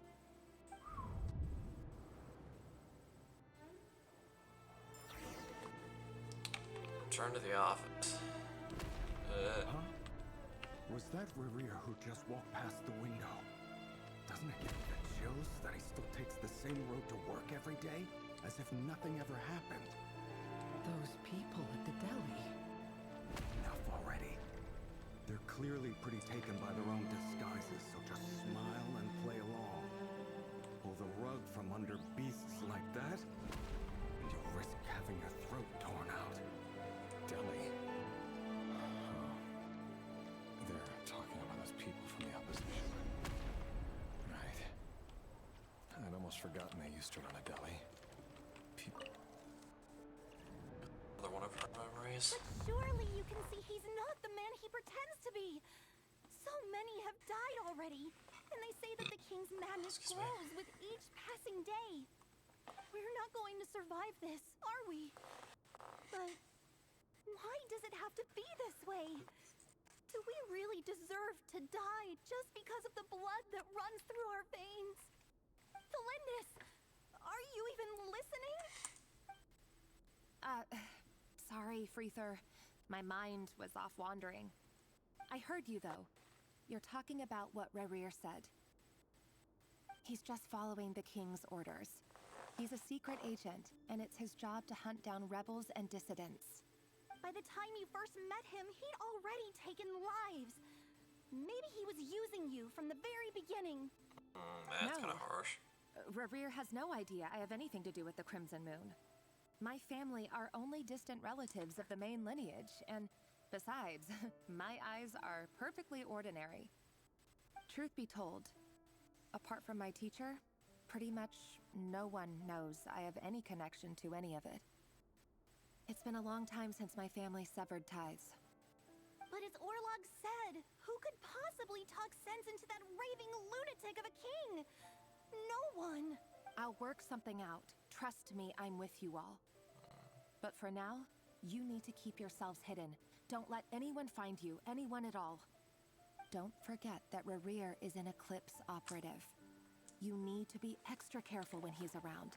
And when I am too. For now, don't come looking for me. And if anything happens to me, just act like we've never met. If even you can't escape this, what hope do the rest of us have?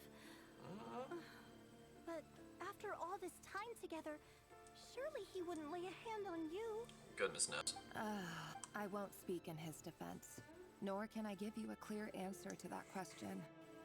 But I'll do everything I can to put an end to this. Here, hold on to this. If an opportunity to escape presents itself, take it. You'll be glad you took some spare change. You call that change? But what about you? I've got a job, and there's still money coming in. But you can't go anywhere right now. Please think about yourself for once.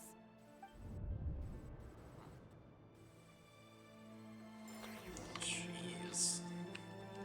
This is a really heavy quest. Alright, go to the training room. Another day, another round of assassination training. Training ground is just beyond this hidden passageway. When you kill a person, doesn't it bother you when you end up covered in their blood? Why would it? Aren't we all just walking blood bags? But not everyone was a customer. Make sure you have a firm grip on the handle. Then choose your angle well. Keep your movements light and brisk. And the prey won't sense a thing. I doubt that. I'll bet no one can wear a quiet breath at your hand. I work clean. No traces.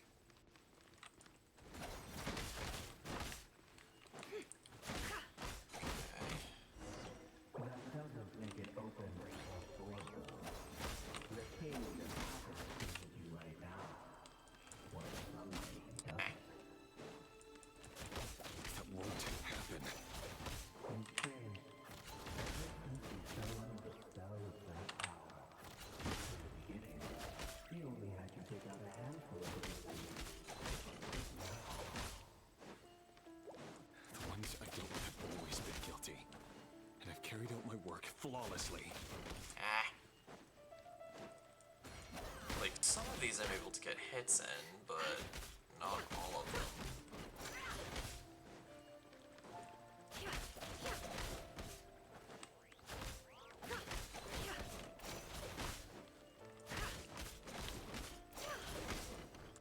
You know I permitted and respect your proposal.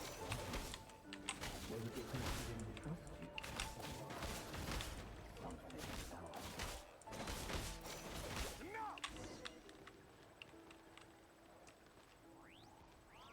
Well, two.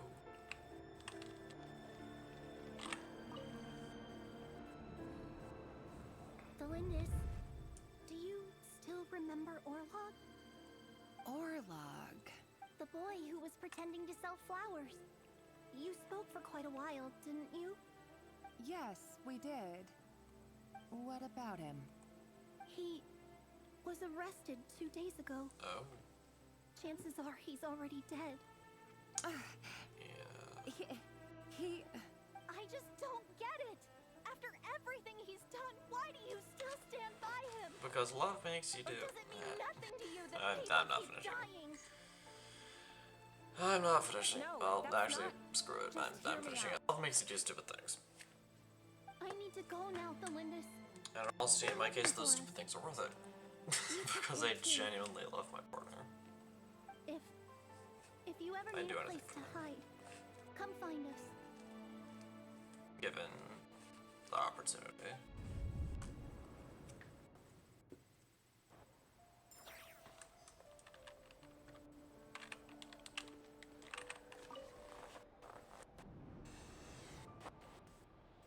Like, I have Melendez. Beyblade tournament tomorrow. Over the course of this week, And it's a team the tournament. research object was subjected to And interference I'm for a literally total of 47 hours for primarily experimental going purposes. because he The results are as they follows. asked me to go.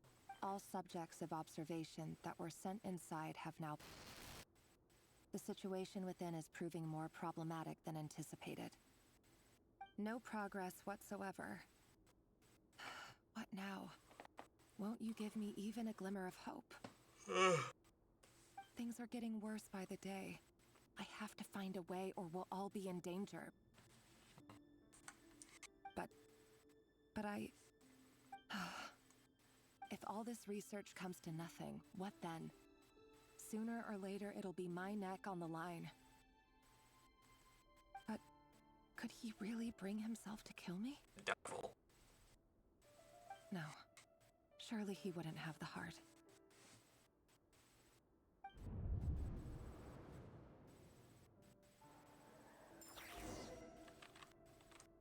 Back to the office we go. Whoa. Why won't you just let us go? We don't even know each other. All we want is to live ordinary, peaceful lives. This You is want different. to live?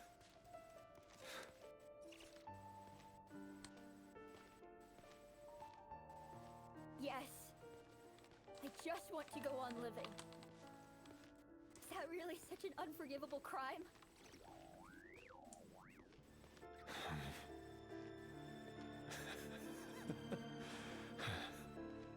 You want to go on living.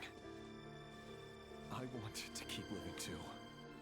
To keep living forever. That's why I have no choice but to continue on the path I'm on. If only some savior would suddenly swoop down and change the way the world is. Too bad that's not going to happen. Imagine that. If there really were such a person, you and I wouldn't be standing here like this, would we? There we go. Open the door. So these files are in. Time to wade through them just like usual.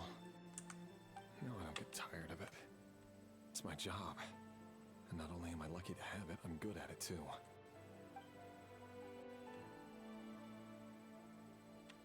Huh. Wait.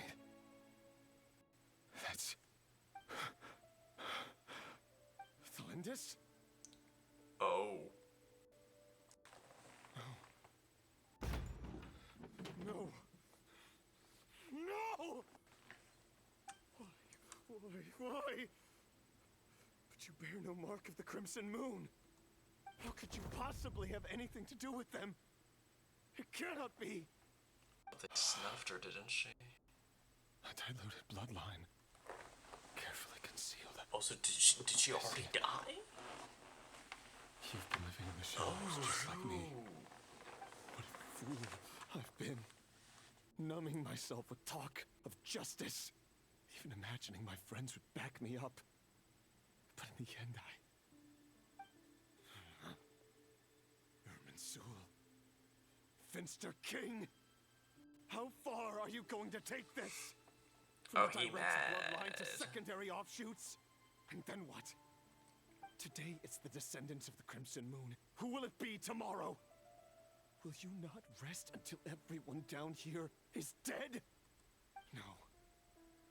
This cannot go on.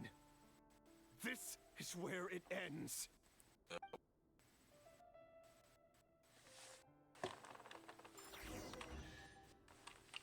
Corridor.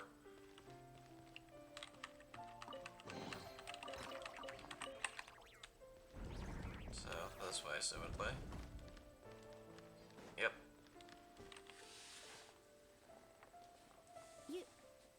You're really letting me go? I am. As long as you can guarantee that no one will find you. Don't worry, I'll be extra careful. No one will know I was here. But what about you? Me? If you let me go, you won't be able to complete your mission, will you?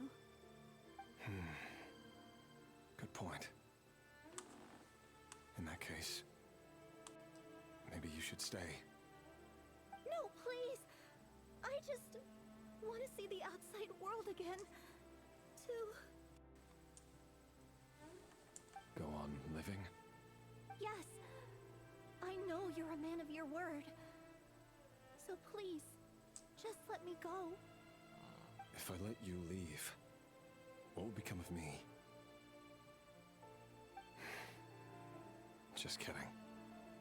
Go, now. But remember, don't let anyone know you were caught. We'll be seeing each other again very soon if you do.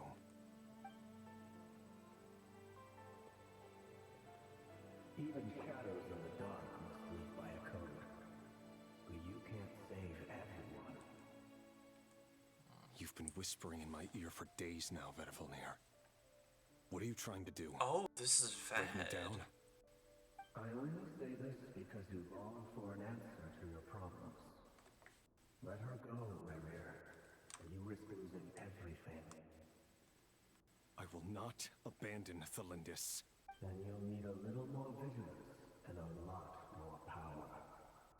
The world is changing, Rerir.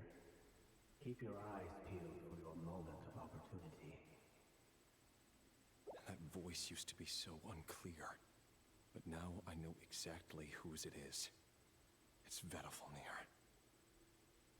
He won't tell me how to actually resolve any of this, but he keeps trying to manipulate me like a puppet. What's his game here? Tell me then. What will this moment of opportunity look like? And no answer. He's like a ghost. Always disturbing me when I'm on edge, but never answering when I need him most. Yeah. So, the Eclipse Dynasty was purging, well, massacring the descendants of the Crimson Moon. And it seems like it was all connected to the Vinster King's research. The King's obsession with abyssal power left the future of Conria hanging in the balance. No wonder every aspect of Rarir's life was so unstable. Oh yeah. That's an understatement. Like this Thelindis, Rarir's would-be fiancée, herself belonged to a sub-branch of the Crimson Moon Dynasty's descendants. And then she It almost defies belief that a couple like them could hide the truth from each other for so long. If the Vinster King hadn't intervened in such a drastic way, they might have gone on deceiving each other for the rest of their lives. And why does Vedderfanir, Daneslif's older brother, keep talking in Rarir's head? This guy kept more secrets than I ever imagined. Oh yeah.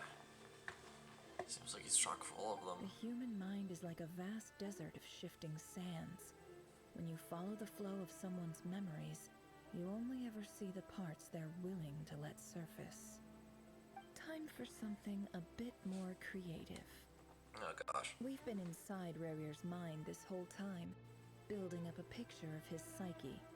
There's already enough clues on the board to start reading between the lines and mapping out the rest. Cool, so are we gonna leave this head We can string? finally begin to put the pieces together. Sure, it'll only be a reconstruction, part simulation, part reasoning, but it's usually pretty accurate. Once we've built up a cognitive profile, we just need to cross-check the logic behind his actions. And then we'll be able to take a sneak peek at whatever it is that Rarir has really been hiding.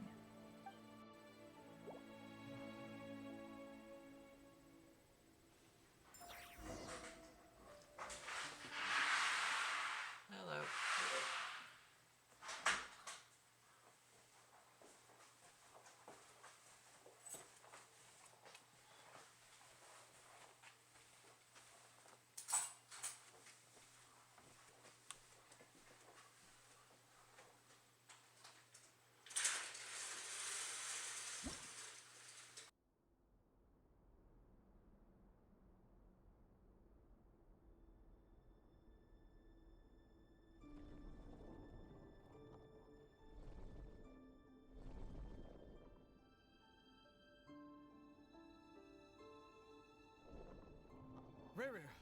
Are you there?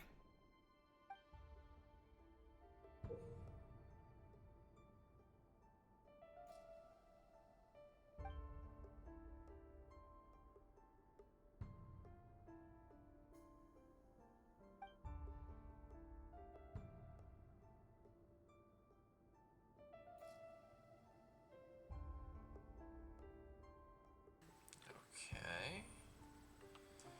Interesting.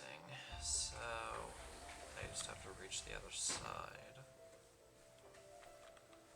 One. Brings us back to 3. And 2. Okay, there we go. 1, 2, 3. And we've done it. Hey, right here! Come out, it's urgent!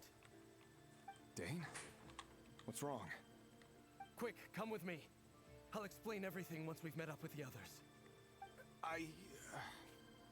Okay. I'll come. But the Lindis is still over at the Universitas. I'll need to leave her a note. All right then, but make it quick. I've never seen Dane so worked up before. Whatever this is, it must be big trouble. Oh, yeah.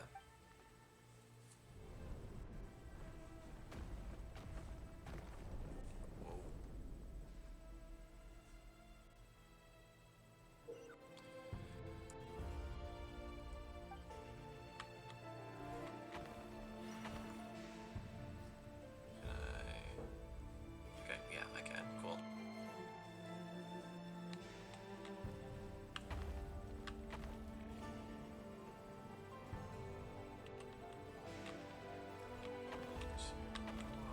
Boom. Oh, I did this wrong.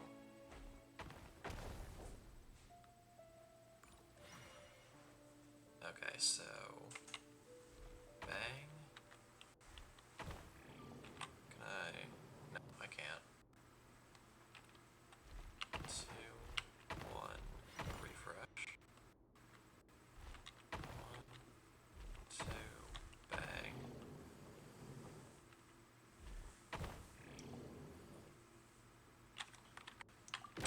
Dang it.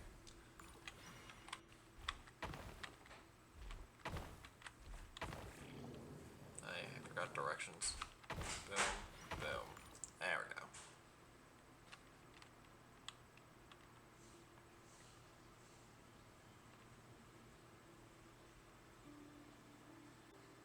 Well, this is a nice change, Alright, meeting daughter. you all at this hour. When men and women of ambition can speak face to face in broad daylight, I say that's a big step forward for our dear Conria. Don't be ridiculous. We do not fear the day. Why would we seek refuge in the night? You might ask your blade that same question. I'm told it prefers the cover of darkness. The word on the street is that Sertologi only strikes when he has an unfair advantage. But that is patently false. I see you're missing an arm and a leg. Surely only a fair fight could explain that. If this is your way of offering me replacement limbs, believe me, I'll take them. Oh, we can certainly discuss that. With bioalchemy, anything is possible. Assuming I have your full support in my research. Lunatic. Robtatir, what brings you here? Why, Dainsliff, of course. He invited me. Please, cast aside your apprehensions, Miss Rhindaughter. Whatever the rumors may say, I am but a humble servant of the king, and I can assure you he affords me no greater convenience than he does you. Well, the Universitas Magistrorum won't stop fawning over you. So at least some of the rumors must be true. You're clearly doing well for yourself, so drop the humble servant act. It endears you to no one. You're president of the Universitas Magistrorum, the chief royal mage known as the Wise by royal appointment, and by far the most favored among the 4 pillars of Conria.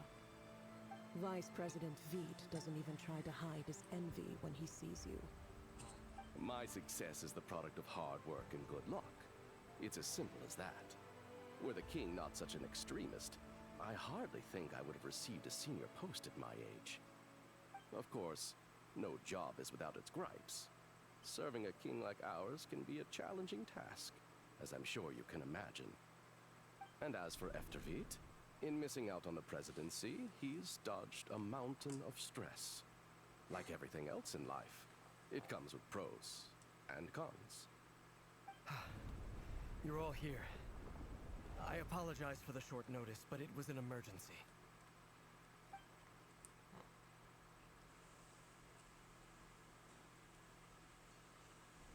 You must be Rerir.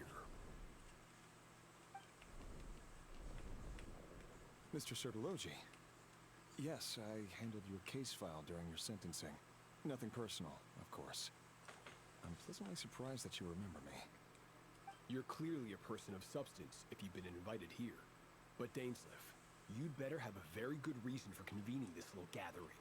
Noticing that Ved isn't here. It's my brother, Vedalfenir. Huh? After he spoke at the court this morning, the king was so infuriated by his words that he had him blinded in both eyes and thrown in prison. Vedalfenir in prison? Strange. I thought the king trusted him and Horoptatyr more than anyone else in the world. Does this mean the king's circle of trust just got even smaller? It has nothing to do with trust. It's about what the king wants, which is as clear as day to anyone paying attention. I simply appease him, because it's in the best interests of the Universitas Magistrorum. And also because you're slimy. Vedalfenir, perhaps less so. But still, a visionless visionary? It rather inclines me to think that qualifications are not what get you ahead in Conria. Do you honestly think this is an important discussion to be having right now? Dane, what are you planning to do? Rescue Vedalfenir, I assume. Correct. It will mean storming the palace by force. Tonight. I need all of you on my side. That's far too dangerous. And don't forget, Dainsleif, you're captain of the Royal Guard. You swore an oath to the throne. Hmm? You've been planning this for a while, haven't you? I have no desire to commit treason. But whatever critique the king may have of Vedalfenir, disfiguring your most loyal subject for putting the best interests of his court and nation first, this is not the conduct of a wise ruler. Agreed. My blade will force the king to see the error of his ways. So, Vedalfenir's prophecy enraged the king. I'm sure it wasn't what he wanted to hear, but if he won't take counsel even from the visionary, that is deeply troubling news. The extent of His Majesty's madness is now all too clear. The question is, how does a man like me get out of this situation unscathed? You have noble ambitions, Dane, but I'm afraid they don't do much for a guy like me. I'm not interested in saving the world. All I want is a letter of pardon. A letter of pardon? For whom? Thelindis? The chances of the Vinster King issuing a pardon for anyone connected to the Crimson Moon seem vanishingly slim.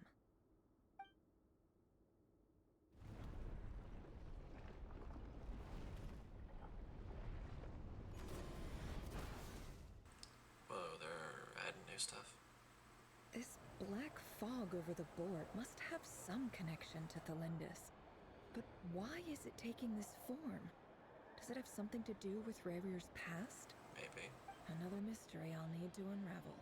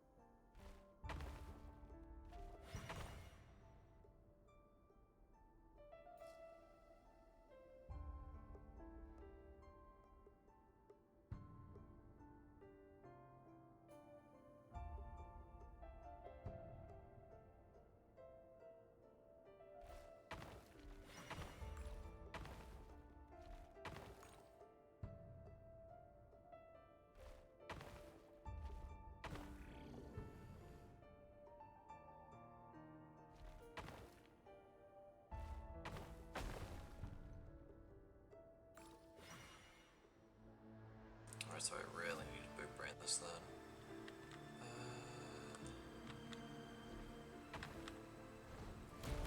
Boom. Shoot. Okay, that wasn't the right call.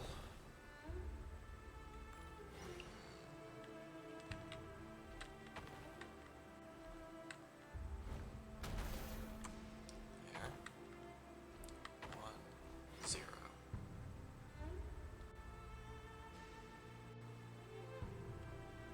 Really need to be smart about this. 1, 5.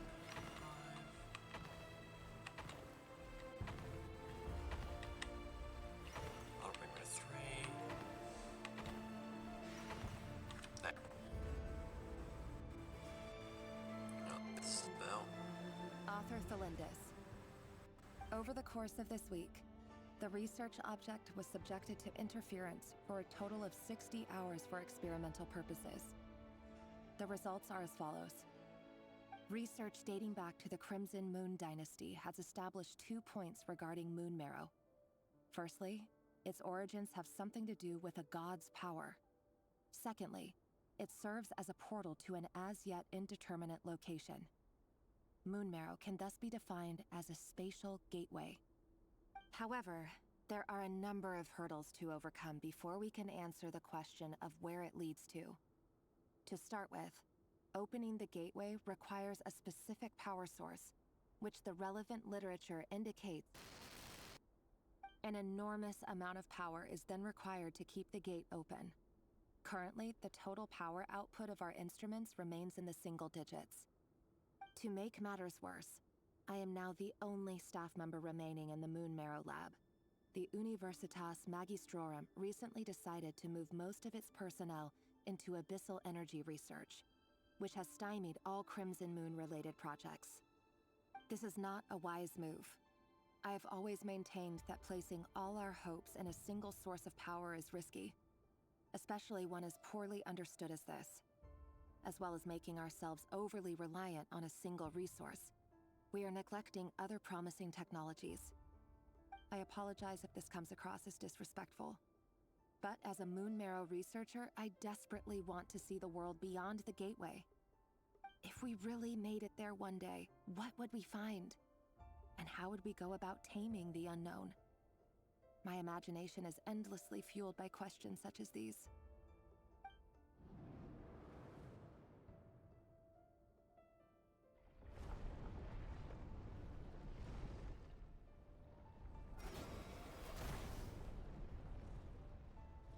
Oh, I guess we're going back to another one. Ayala. There's so many of these. Okay, so boom, boom, boom. 3, 2, 1, 0. 3, 2, 1. Refresh.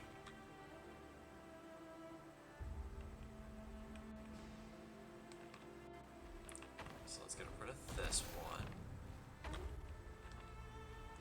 Restore ourselves.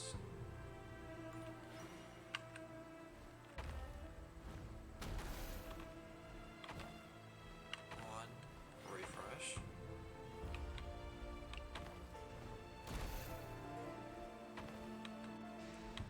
1, 0.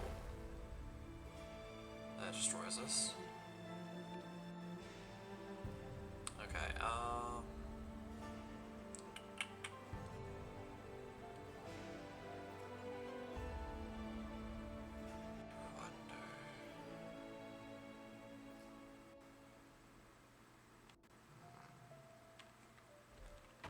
let's head up here. And then go here. Oh, well, that was the quickest path. This is for you. I heard you're gonna leave the city with your parents. Thelindis, did you hear about what happened? I've heard nothing. Rerir got back very late last Friday, and he was acting a little unusual, but he slept pretty well, so I'm guessing whatever he did was a good deed.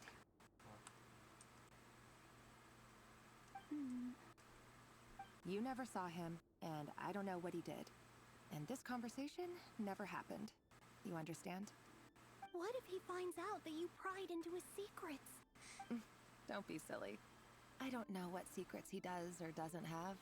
All I know is he's just a normal guy who happens to run some errands for the king. Are you scared of him? I don't know. The Revere I know doesn't match the person you all describe.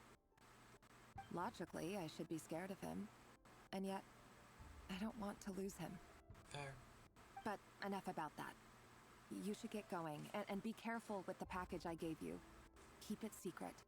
Keep it safe. What's in it? A piece of the moon. All you need to know is that as long as you keep it safe, then in the future, everyone will be able to see a red moon. A red moon? You mean our moon?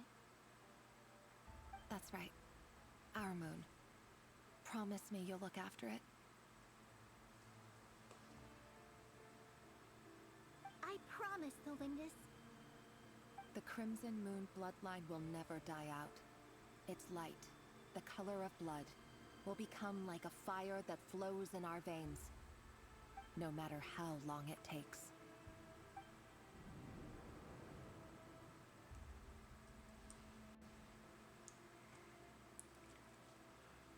Alright, do we have any more of the chest? Yep. Or chest.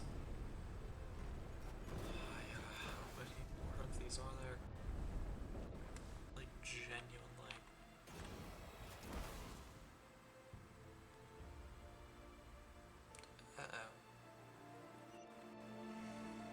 Okay, so 2, 1, refresh.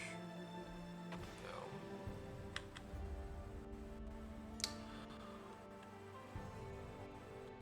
No.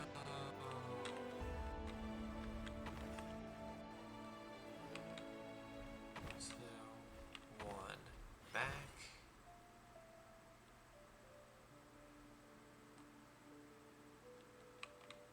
2, 1, ouch. Okay.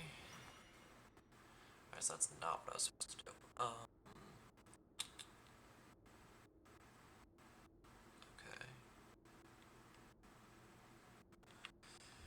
Alright, I think I know what I need to do.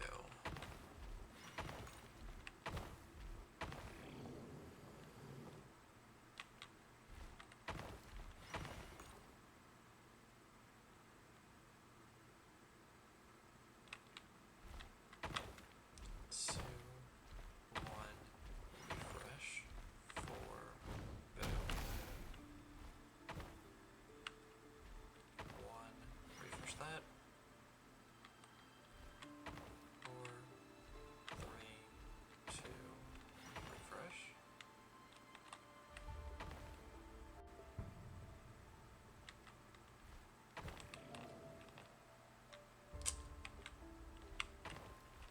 One. And then I ran. Alright, so it still brings me here. Interesting.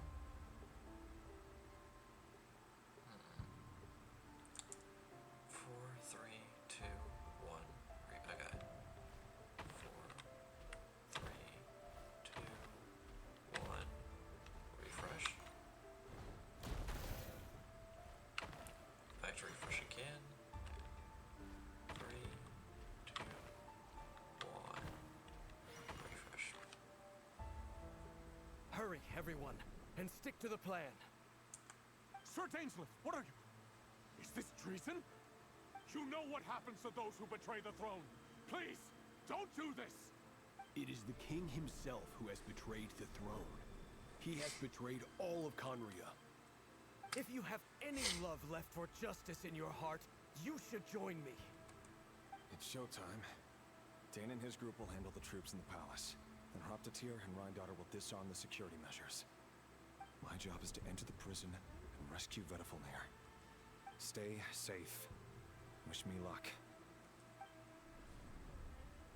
Look after my brother. Draw your blade. It is time for justice to prevail.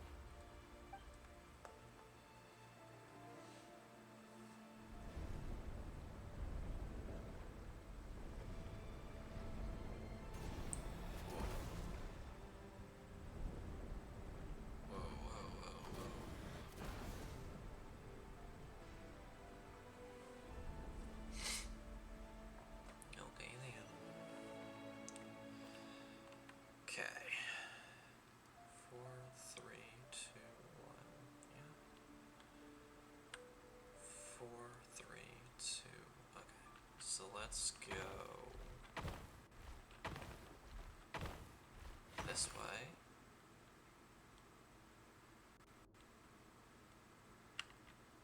4, 3, 2, 1. Refresh here. 2.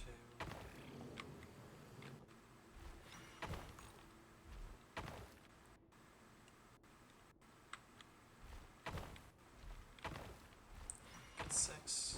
Do that.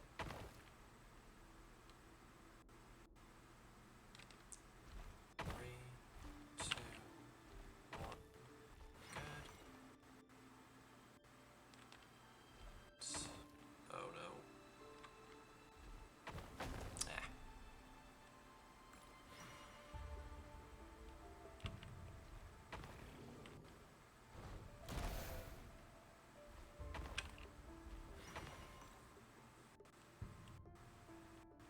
Okay.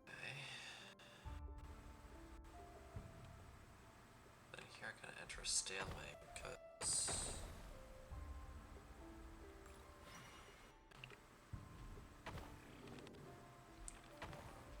3.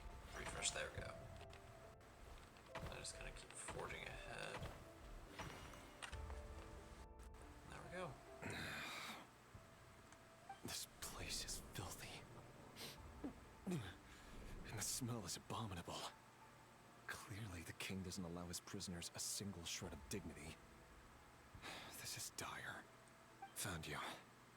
Hello, Mr. Vedafilnir. Ah, it's you.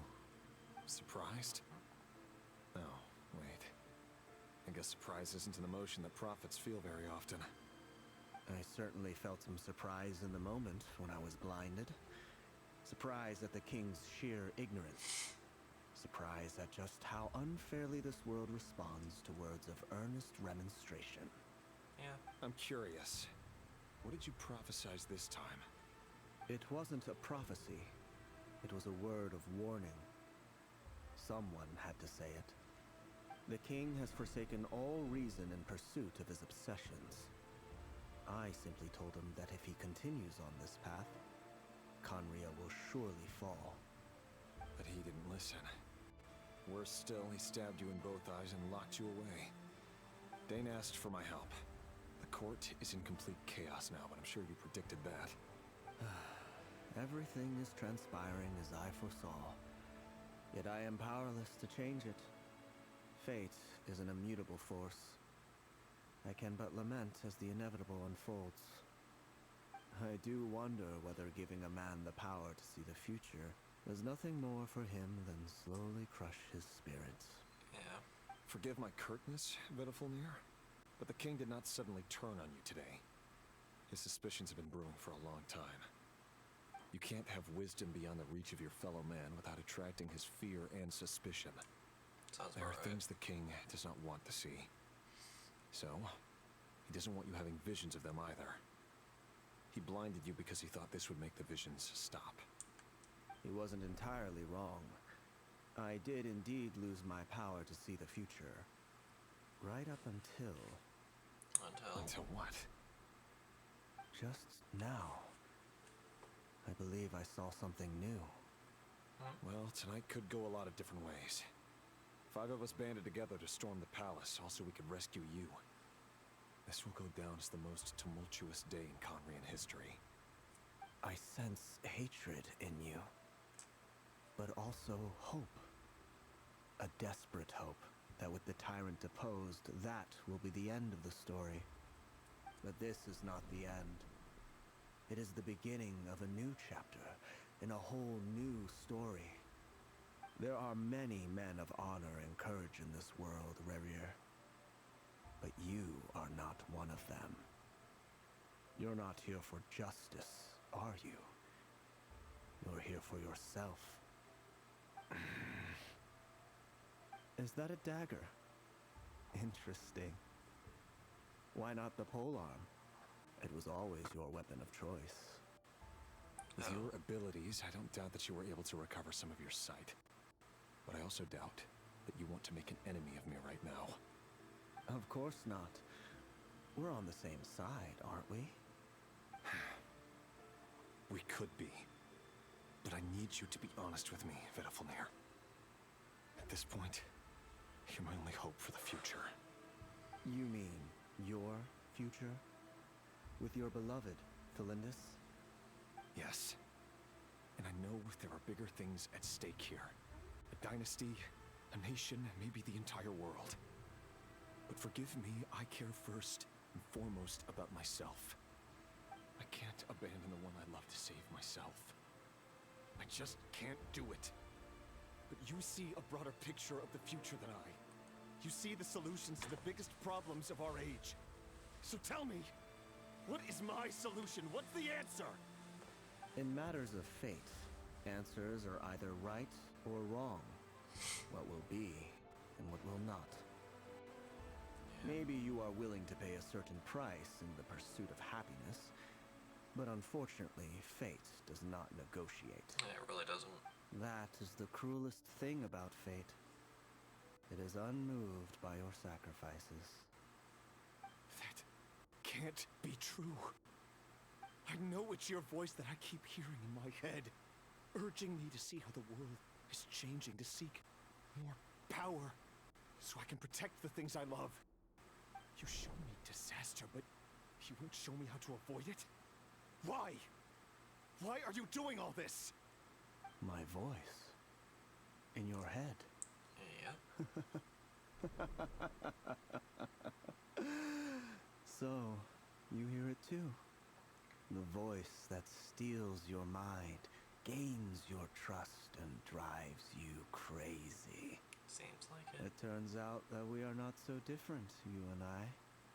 Vedafalnir just broke into the strangest smile I've ever seen in my life, as if he'd discovered some monumental secret.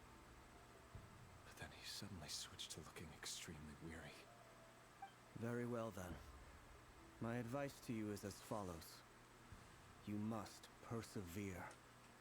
Whatever trials and tribulations you may face, be steadfast in the belief that they are your path to the future. For as long as you live, your story with Felindis shall not come to an end. That is the only chance you have of fighting back against fate. It is up to you whether you believe my words. Regardless, that is all I will say on the matter. I have no right to intervene any further. I will hold you to your word. Thank you for setting me free. In return, I will tell you one more thing that you cannot afford to ignore. Just then, a strange wave of energy rippled through the city. We had no idea what it could mean. If I were you, I would head to the Universitas Magistrorum. The Universitas? Oh no! Yeah, go run. I'm sure we'll be seeing each other again very soon, Rerir. Whatever Vedafalnir said, I didn't catch it. I didn't even help him out of the prison. There was no time to lose. Do it all in the name of love.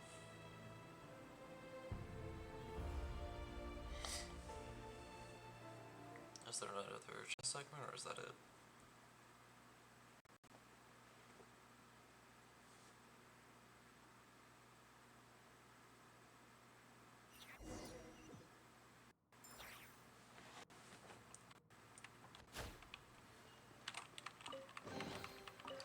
Let me click on these, and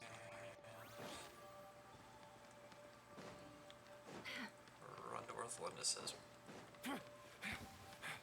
Monsters? Is this Rhine daughter's doing? Or the Universitas Magistrorum? Out of my way!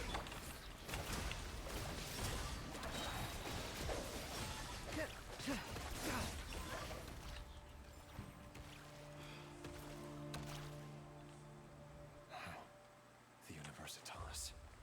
That reminds me of a rumor I once heard. Allegedly, the king installed secret mechanisms in the palace and around the city. No one knows where they are or what kind of power they hold. But if they were ever going to activate, it would probably be on a night like tonight. Help! Help! Hold on! Don't let them anywhere near you! Save me! I can't!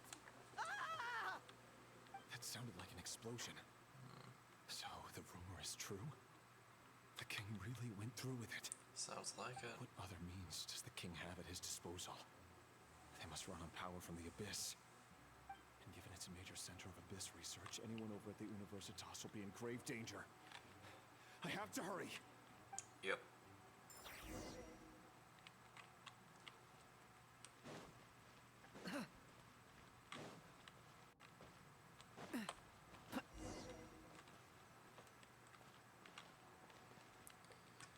Defeat the monsters.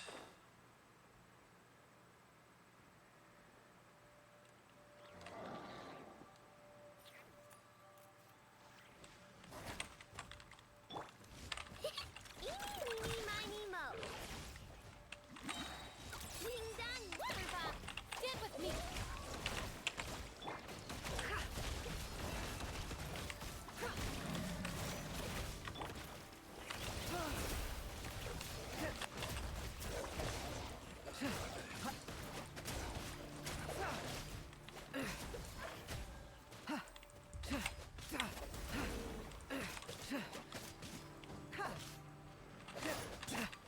Chew on this.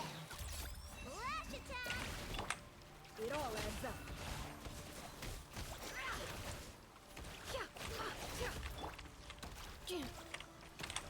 Insulation chamber deployed. Subject to...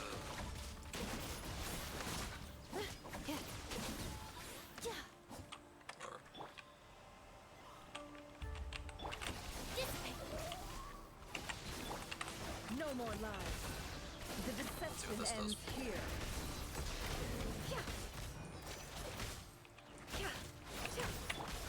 Ding dong, water ball.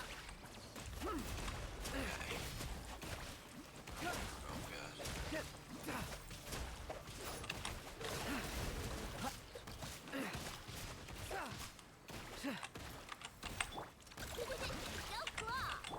Our bond is strong. Out of my way. Preparing for dust up.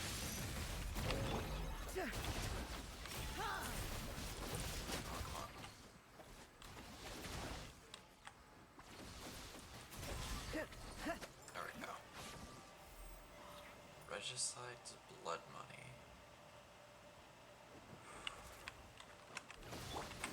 Dissipate. Defensive mode engaged. Look, the rainbow.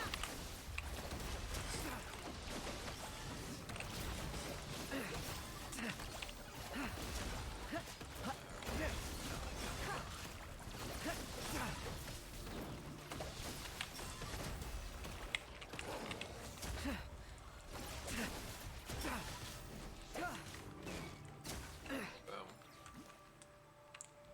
Go to where Thundus is.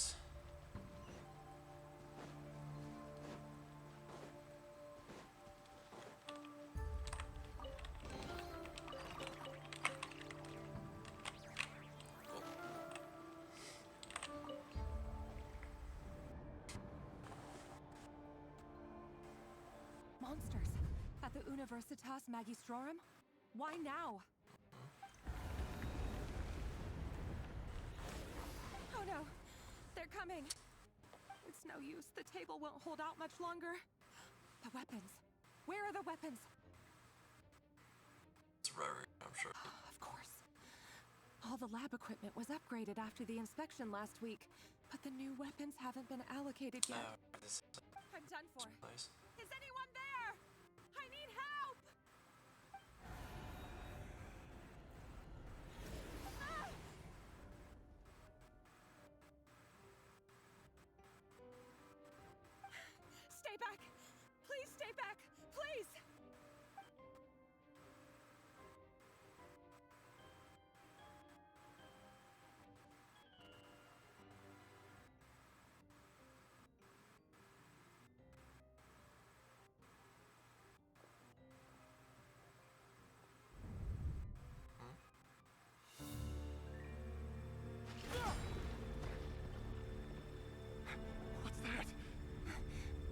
Rear. So the rumors about your work are true. What? No! Listen, something happened at the palace tonight. We have to leave! You don't need to lie to me anymore. What do you mean? I know why you're worried, and I will respect the decision you've made. But it's okay, because I found a solution. I know how to end all this. You can have it back. The normal life you so desire. But until then, I'm afraid our wedding will have to wait. Celindus? No, don't do it! Celindus! Celindus!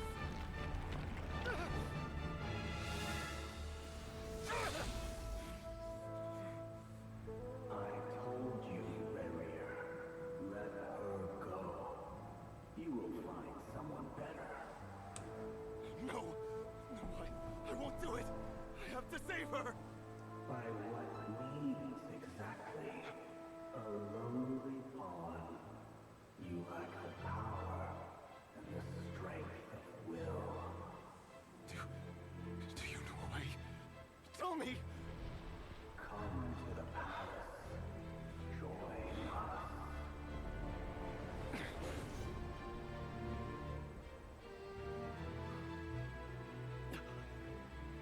Reria, thank goodness we...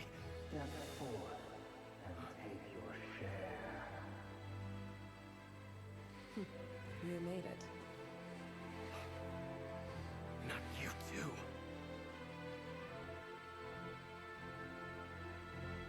Hatred or grief, despair, desire. We all have our own.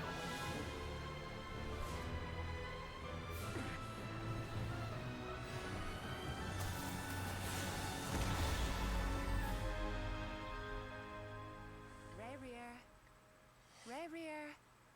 Celindus? Were you daydreaming?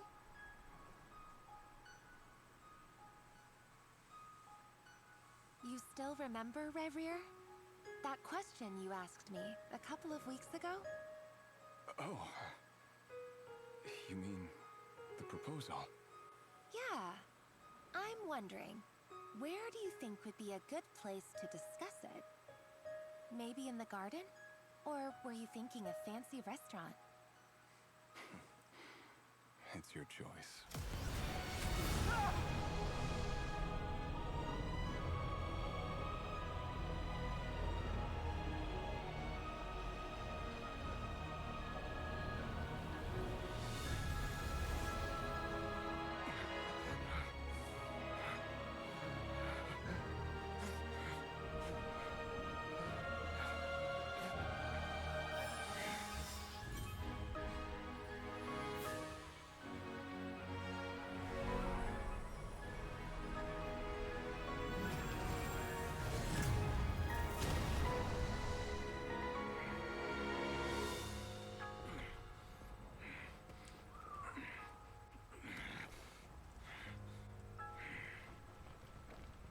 I will find you. And then, you can give me your answer.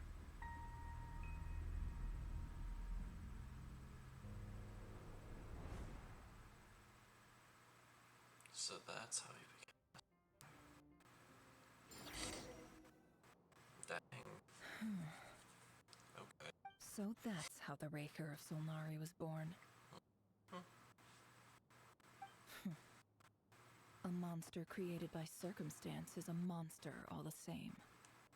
Viewing other people's thoughts for too long can get uncomfortable.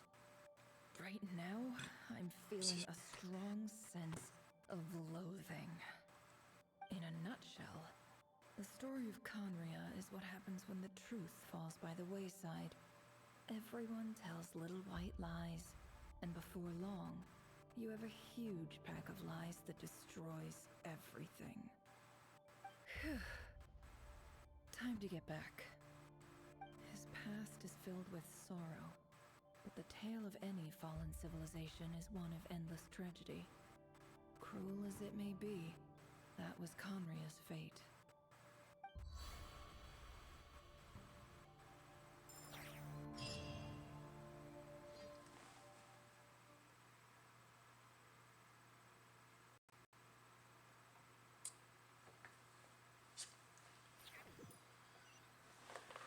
That was heavy.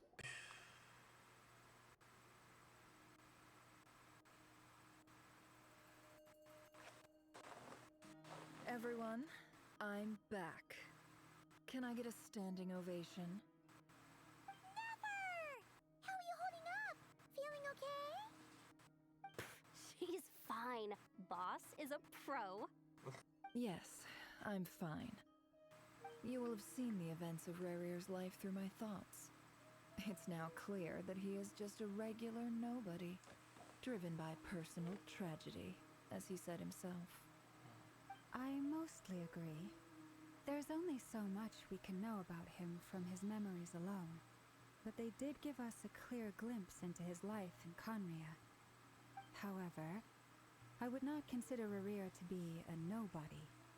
He was deeply involved in the events of that era. Yet, when the catastrophe of a generation strikes, nobody is safe. Sounds to me like you're speaking in riddles again. Is this you urging me not to abandon the people of Nodcry in their hour of need? That's not what I meant. Although I do hope you choose to remain a part of the plan. Without you, the mission ahead will be all but impossible. Then try to remember that I respond better to the carrot than the stick. And I don't appreciate being bossed around.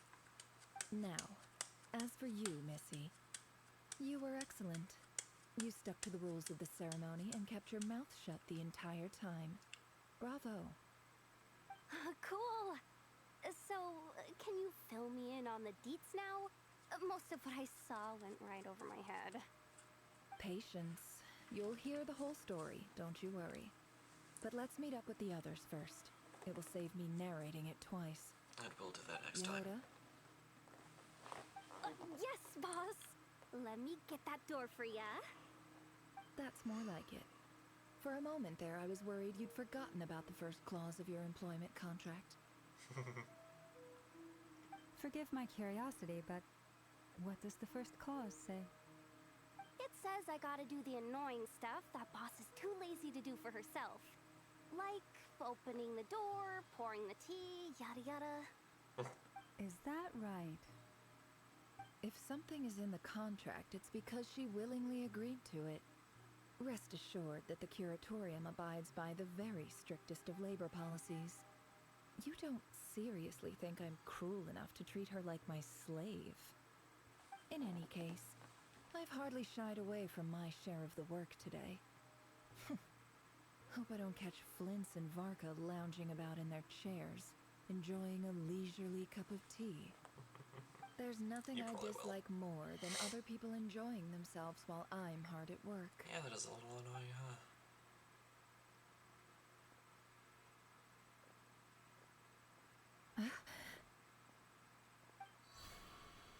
Oh no.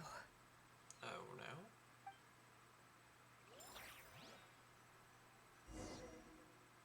How much more of this arc? What? I love this arc on Quest, but we've already been streaming for 3 hours.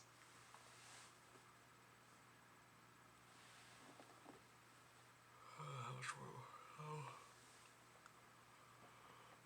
How much more we got?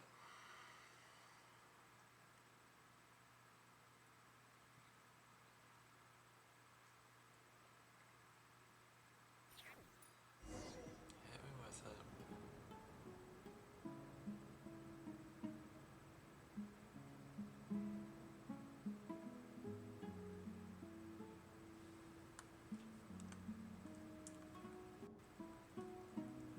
Sorry to disturb you, but we seem to have run into some trouble. Whoa.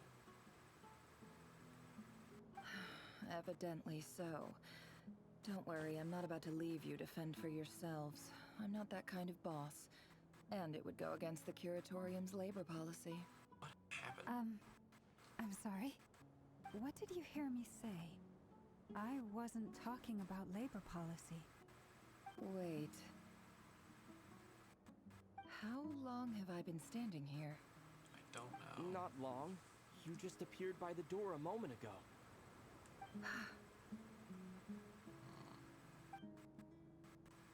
So weird. Boss, what's wrong? You look like you've seen a ghost. We've been tricked. We never left at all. Somehow I hallucinated that whole scene back inside the office.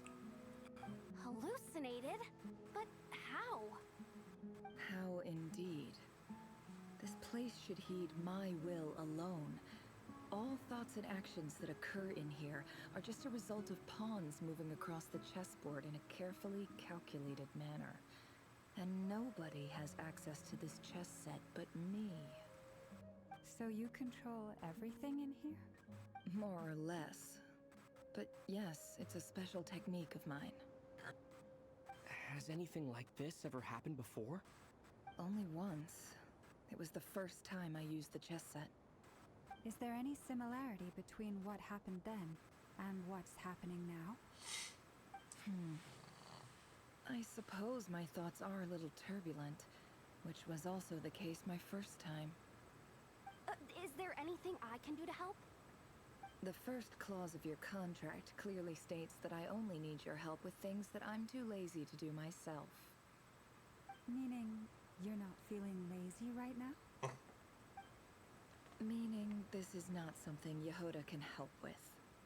The chess set is a personal treasure that I alone understand. I must be the one to find our way out of here. Boss, it's fine. Really. Let me do something useful. Oh, listen to you.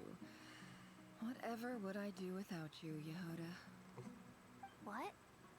Really? Yes, really. Where would I ever find another employee as obedient and servile as you? There it is. God forbid anything ever happens to you. Oh, okay. Well, anyway, I was thinking of fetching some water. There's gotta be a source around here somewhere. I suggest everyone finds someplace comfortable to take a rest. We gotta conserve our energy. Even though all this chess malarkey doesn't exist in a physical sense, mentally speaking, it's all real. And so is our tiredness and fatigue. You don't want to dismiss mental fatigue. Just because it isn't physical doesn't mean it's any less serious. But anyway, I got your backs, so don't worry about a thing. Don't I have the best employees? Jealous much?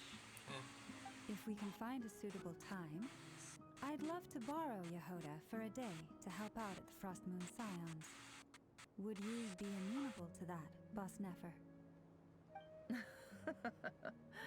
Oh, Lauma. Have I ever told you just how pretty you are? Beauty runs from the tips of your antlers to the depths of your imagination. The shippers are gonna have Time a to field day rally, with everyone. Follow me. As we continue our journey, the same rules will apply. That means stay focused and no talking no matter what we encounter. And don't disturb the chess pieces. You have my word that I will get us all out of here.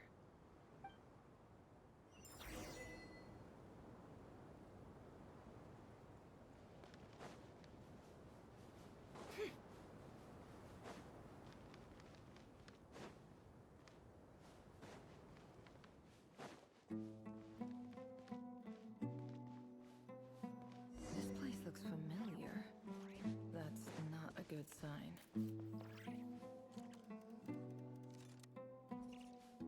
I wasn't expecting visitors at this hour. Wait, is that? Oh, it's him. There you are! Sinue's been looking for you all day. I think he has some news for you. Oh, yeah? What were you doing just now, Uncle Retinue? Hiding away some more loose change? I know I saw some Mora. What do you mean, loose change? Oh, come on, I'm too old for this. Just pretend you saw nothing.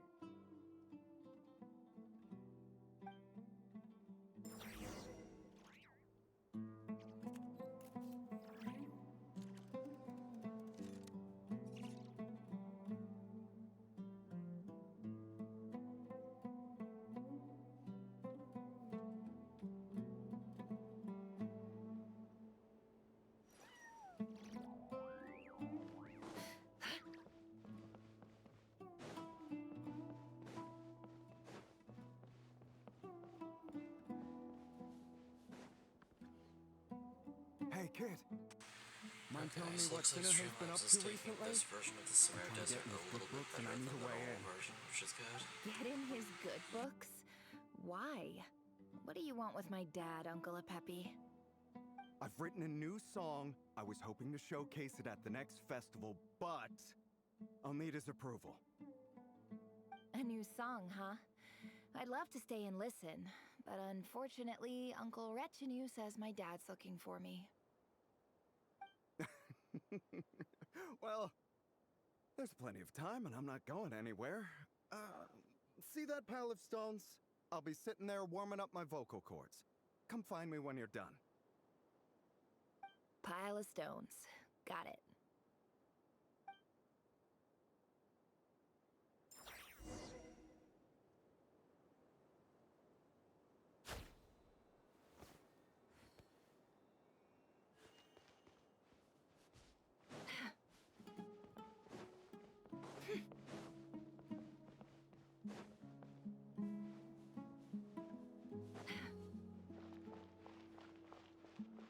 Hi, Dad.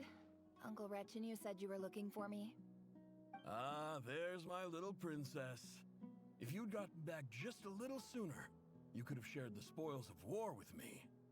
Spoils of war? Who were you fighting against, Dad? It was just a figure of speech. The aftermath of a sandstorm is no time to be waging war. I was talking about our war against thirst. I went out to fix our water supply problem, and now I'm back. Which means... We have a well again! That's right. I found a new one and brought back as much water as I could carry. It should last us for a good while. If it wasn't for these blasted sandstorms, our wells wouldn't be caving in. You wouldn't be spending all your time out searching for new water sources. As the chief of our tribe, I'm supposed to be leading us out of hardship and poverty, onto better things.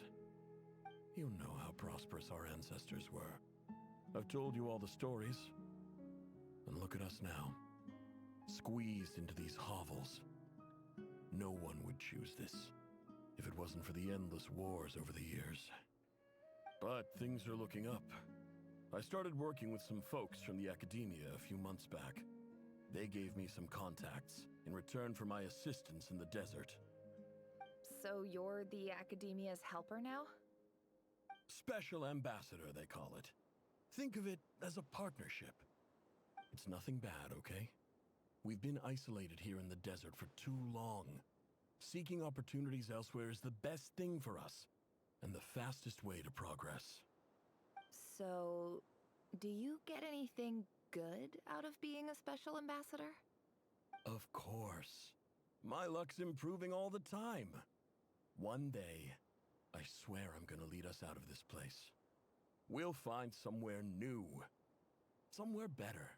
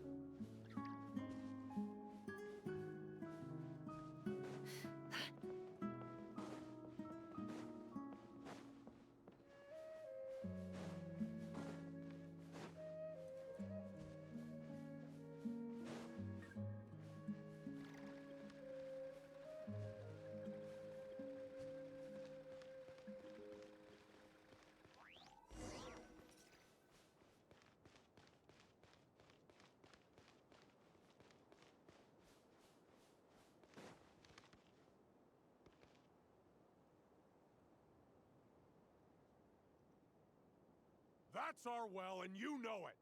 You stole from us. Well, you've gone from chief to thief, and now you have to face the consequences. Did you really think you could take our water without permission and get away with it? You're either brave, stupid, or both. And that Special Ambassador Act? Yeah, nice try! We spoke to the academia. They said it was all news to them. You're a liar and a cheat!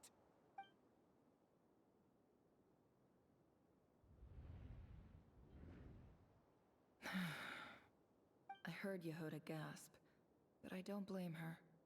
Most people are terrified by the sight of blood. Corpses strewn across the ground. The wounds are clearly from scimitars and daggers.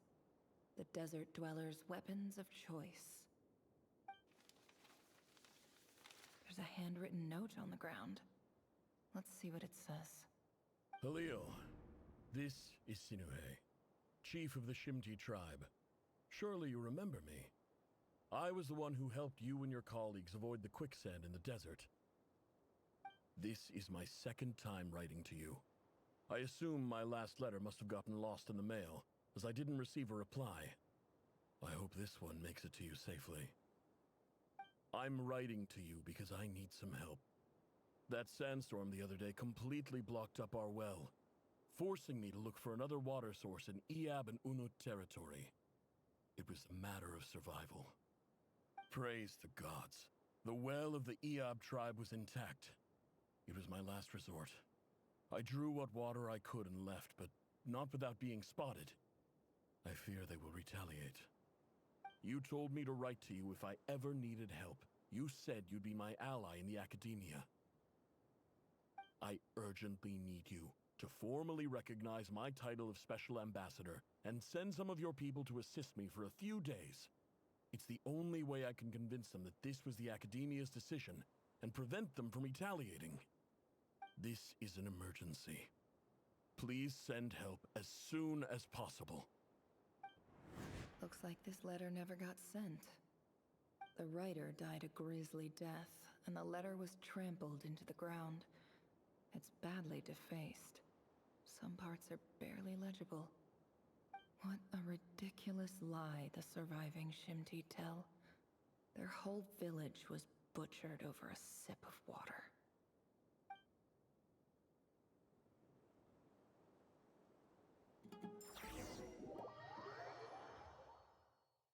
Okay, looks like we're being kicked out of the thing properly now, which means we can finally stream. As much as I love this game, this has lasted a lot longer than I was expecting. Ah,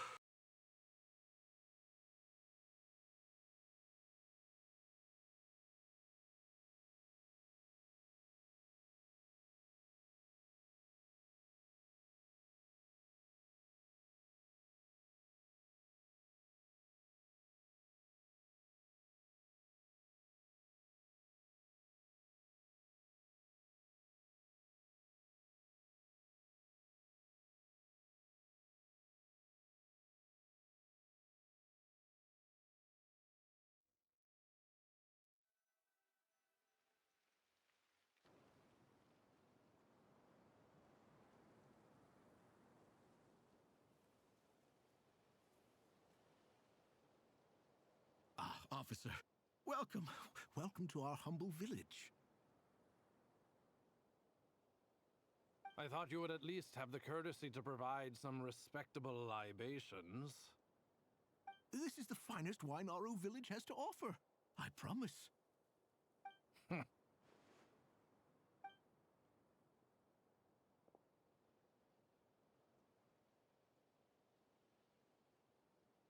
The Academia has agreed to reserve a single space for a candidate from your village.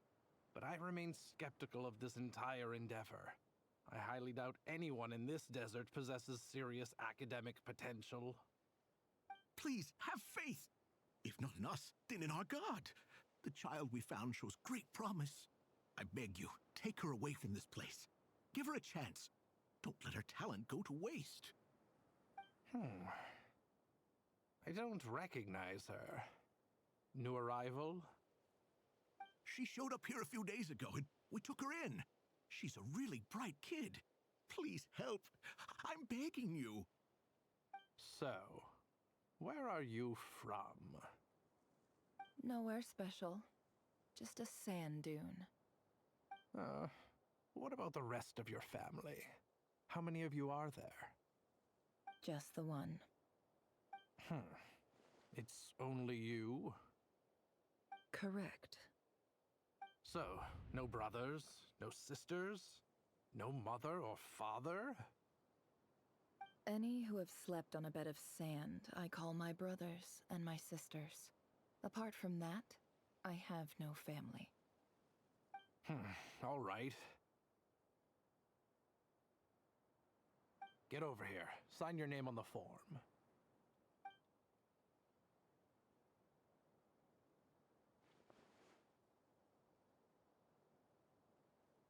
Never? You're rather fair-skinned for a desert dweller.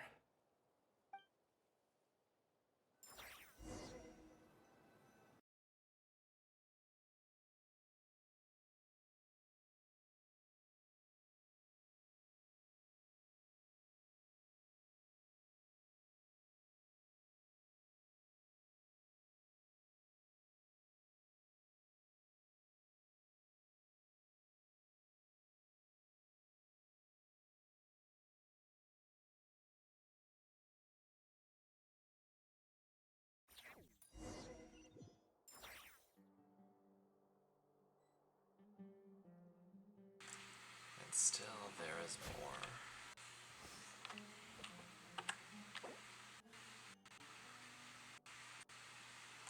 Now let's just keep going. So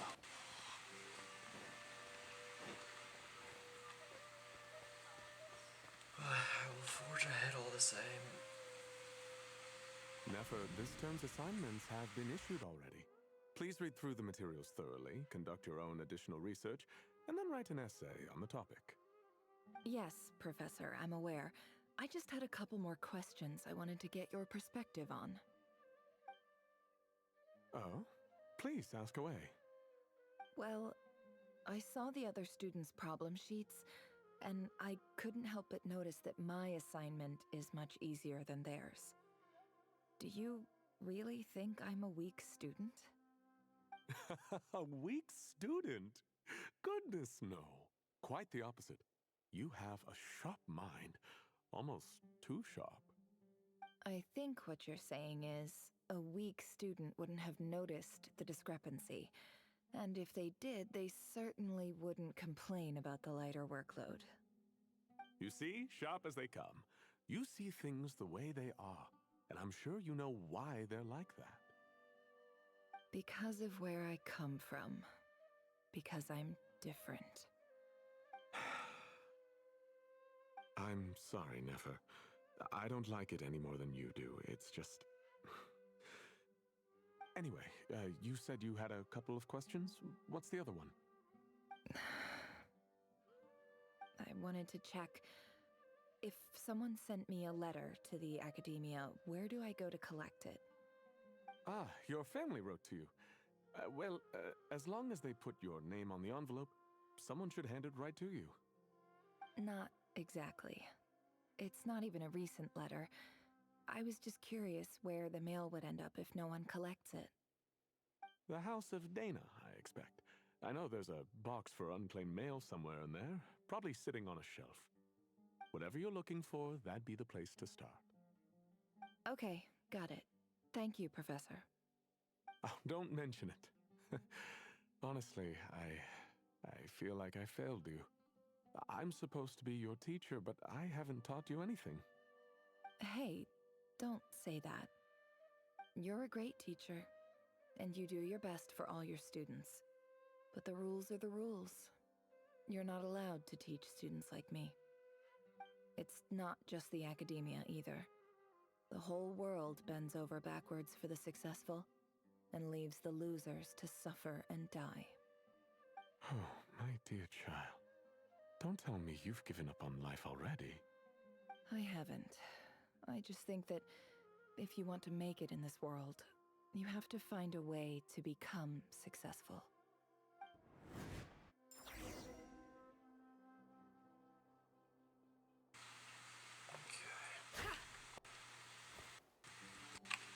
Let's look at this box.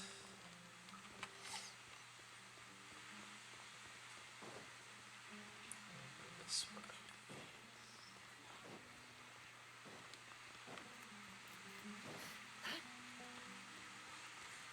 Right here.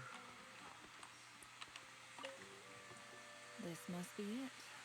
A big cardboard box full of unclaimed mail. And probably some letters that ended up here by mistake, too. Let's take a look.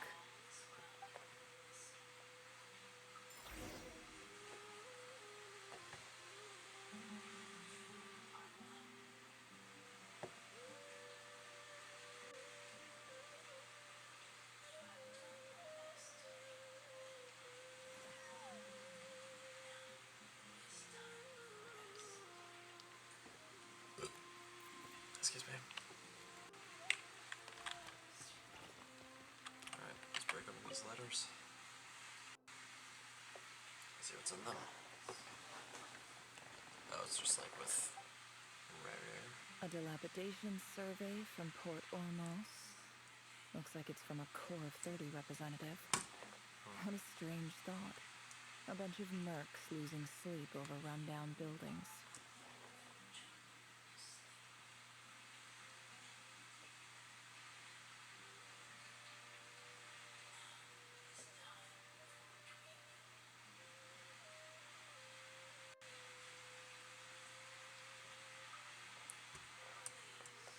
This one was never even opened.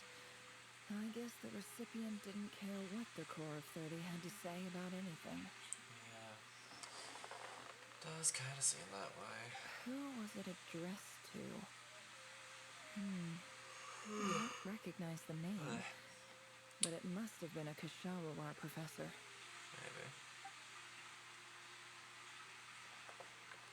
This one is addressed to the Immortal Sage. The title is Changes Observed in Satyavada Life Symptoms. Why do all these letters read like full-blown dissertations? Guided by the incense, we became lost somewhere in the forest. All the barriers between levels of consciousness disappeared as our minds soared around in circles, looking for a branch to seek.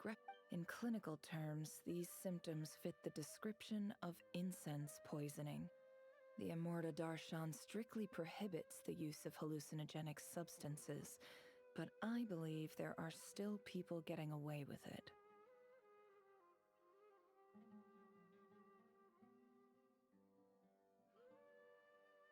For example, my neighbor who always breaks out into song and dance after using incense.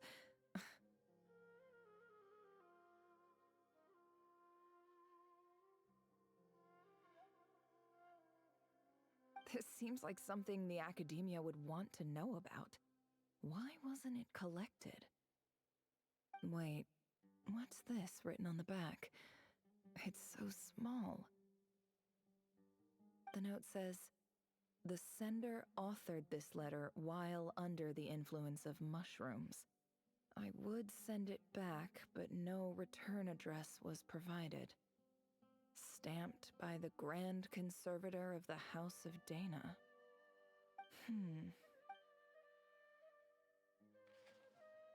This next one is addressed to Grand Sage Azar. A few words of protest regarding recent changes in Sumeru's educational policy. In recent years, the academia has taken on a small number of students from the desert region, as per the policy to this effect. However, it appears to me that these students have not, in fact, been provided with educational opportunities that are, in any meaningful sense, equal to those enjoyed by their peers.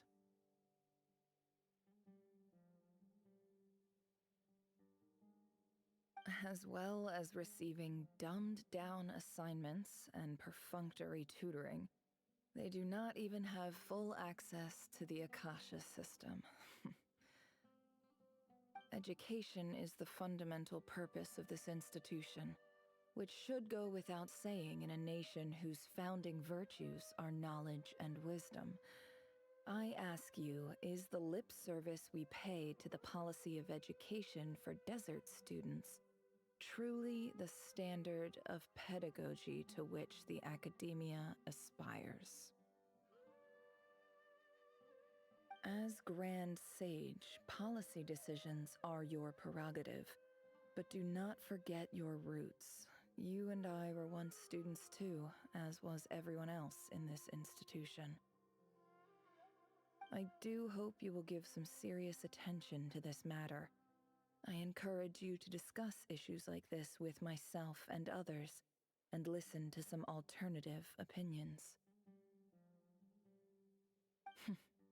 Great letter. Shame it didn't get to where it needed to go. And the sender is... Huh? Sage Cyrus of Spontamod.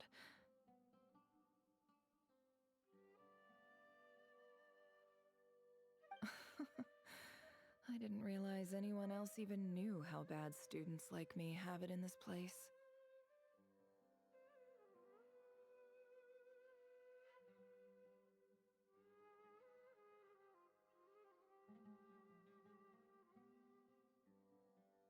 So this is where letters from the Sage of Spontamod end up? Nice one, Grand Sage. Really enlightened leadership. Whatever. This isn't what I came here for. Moving on. I'm not exactly holding out hope that a letter sent from the desert would even make it here. But if it did, where else would it end up if not in this box? I can't believe how much discarded mail there is. Must have been years since someone last went through it all. And this is just one box. The whole House of Dana is boxes on shelves. I don't believe for 1 second that any human being has sat down and read through all the documents in this place. Who has that much free time on their hands?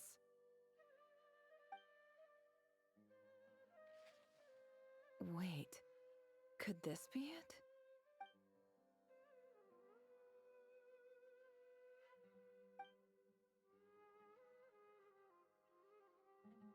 Okay, cool, I can look around again. And of course it would be right at the bottom of the pile. Clearly no one gave this letter so much as a first glance, let alone a second.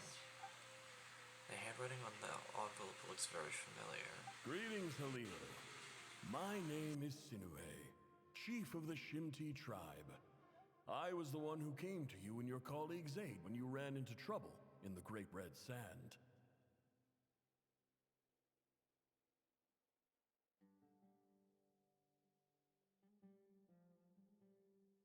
I don't know how well you remember it now, but I brought you to safety and gave you some water and other supplies.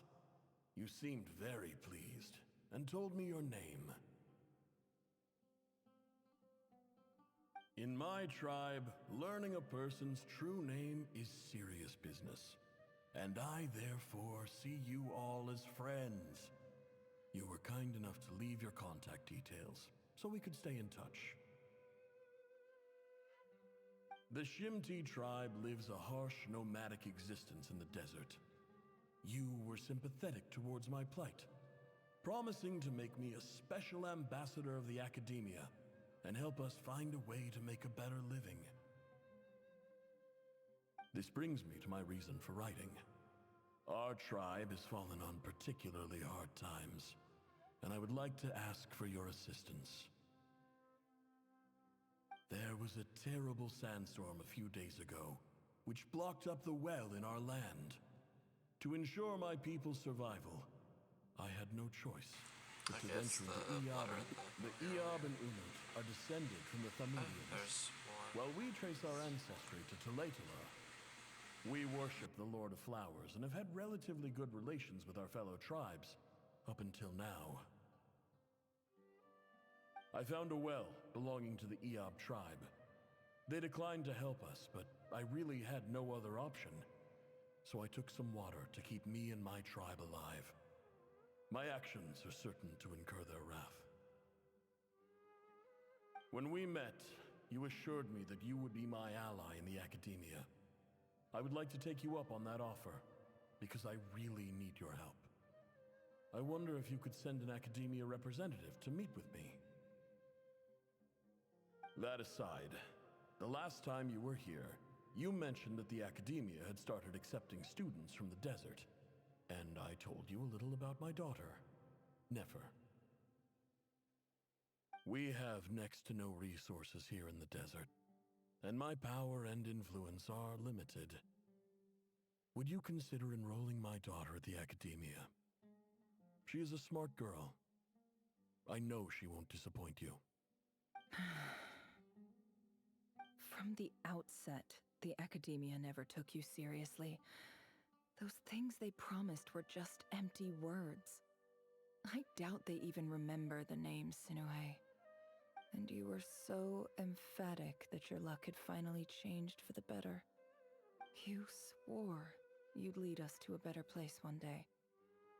You spoke with such conviction, like you were the most powerful chief in the whole desert. You liar.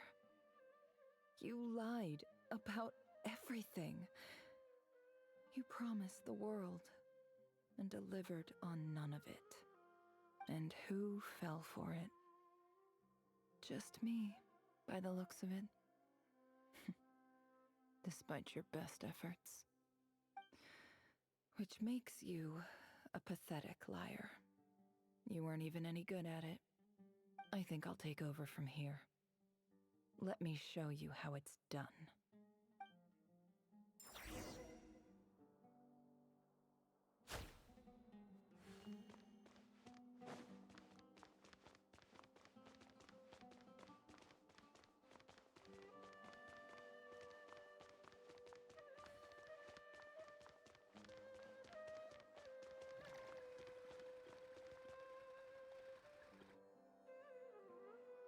I just came to say goodbye. Thanks for everything you've done for me in my time here. Nefer? You packed your bags. Where are you going? I'm quitting. Something's come up in my hometown. Gonna head back and deal with it. Huh? But this was a hard-won opportunity for you. You know that better than I do. It was. But it doesn't matter. I have more important things to deal with, and they can't wait. Oh, and I didn't want to overfill my bags, so I left some incense on your desk. What's wrong? I thought you liked incense. Although, I did read somewhere in the House of Dana that it has hallucinogenic effects. Don't use it all at once, alright? Isn't this the stuff you brought from your hometown? You're just letting me have it? But you said it's a rare and valuable commodity. Yeah, about that. I lied. It's not rare at all. There's this bunch of ruins near my hometown that are practically overgrown with this plant. It's not worth much. Keep it. It's fine. But Nefer... All right. That's all from me. You take care.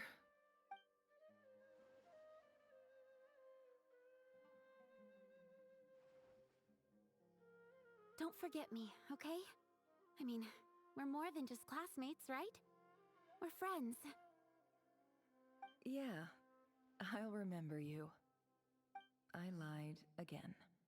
That incense is worth a fortune, and it's a rare find even in those ruins. And as for remembering her, I have far too much to do when I get back. No time to reminisce. I'll be lucky if I even make it through this alive.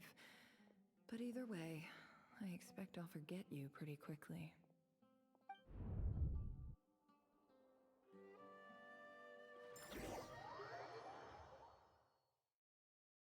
Please tell me we're actually being set free from the domain this time.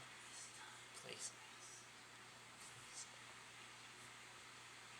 Set me free. I love this Argon quest, but set me free. I need sleep. It's tomorrow. Street. Oh my goodness, it's still going. This goes on a stream until sunrise.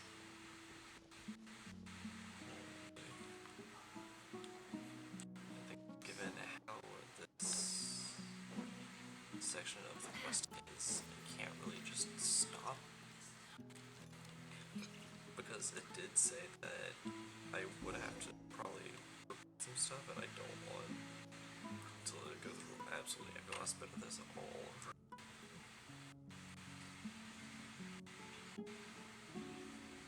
It's taken me a long while, so I'd rather just get it all done and over with.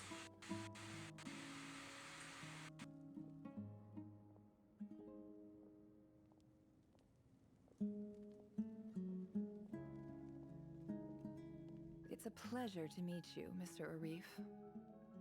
So, what does the Academia want? Since they've sent their special ambassador, I assume there's a big business deal to be made. If not, I'd be very disappointed. Please, sir, lower your blade. You're lucky I'm the one they sent. Not all special ambassadors share my admiration for the Eab people. The ever-shifting balance of power in the desert reduced the once great civilizations of this region to rubble and sand. But the story of the Eab has a very different trajectory. Others grew weak, but you grew strong, beginning in obscurity and moving to prosperity. You're the only ones who defied the trend. Huh. So, you do know who you're dealing with? This well is the perfect symbol of your strength, is it not? It used to belong to the Unut, but it looks like you have control over it now. You're not wrong. But I'm sure you didn't come all this way just to flatter us. Of course not. I came to bring you some very good news. Some information that recently came to light, which might just be your ticket to freedom. Records uncovered by the Vahumana Darshan show that a certain well currently under Eab control is built on top of some ancient ruins. These ruins are of great archaeological interest to the Academia. I checked the map carefully on my way over here, and I'm confident that this is the well in question. The Academia is offering 50 million mora in return for excavation rights. 50 million? No, wait. If these ruins are as important as you say, 50 million's a little low, don't you think? Don't get greedy, Eab. We know far more than you think. We know that you seized this well by force. Wasn't that the first step in your rise to power? To drive away the Unut and steal their water supply? So what if it was?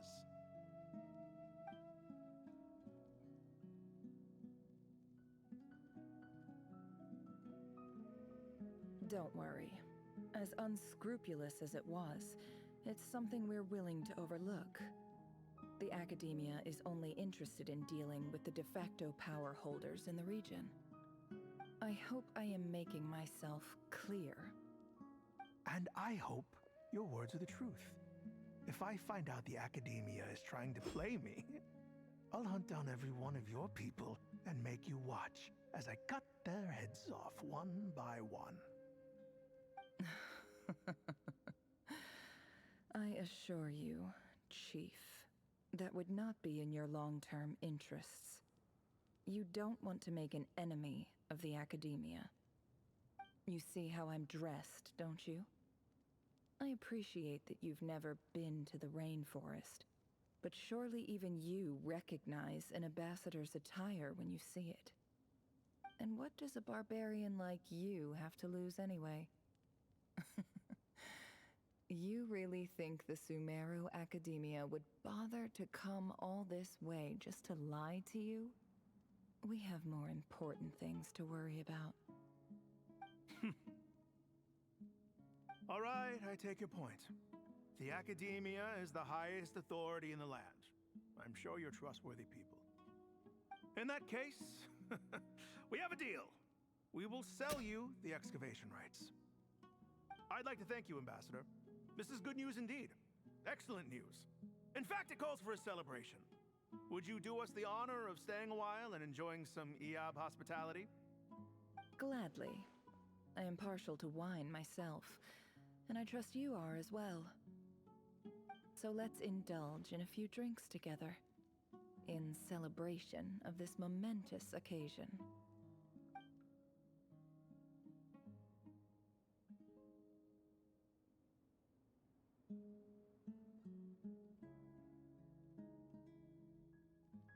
Chief! Chief, it's an emergency! It's the Unut. They've taken the well. What? Well, don't just stand there. Take it back. Yes, Chief. I have every confidence in the EAB's military superiority, and yet... Well, what is it?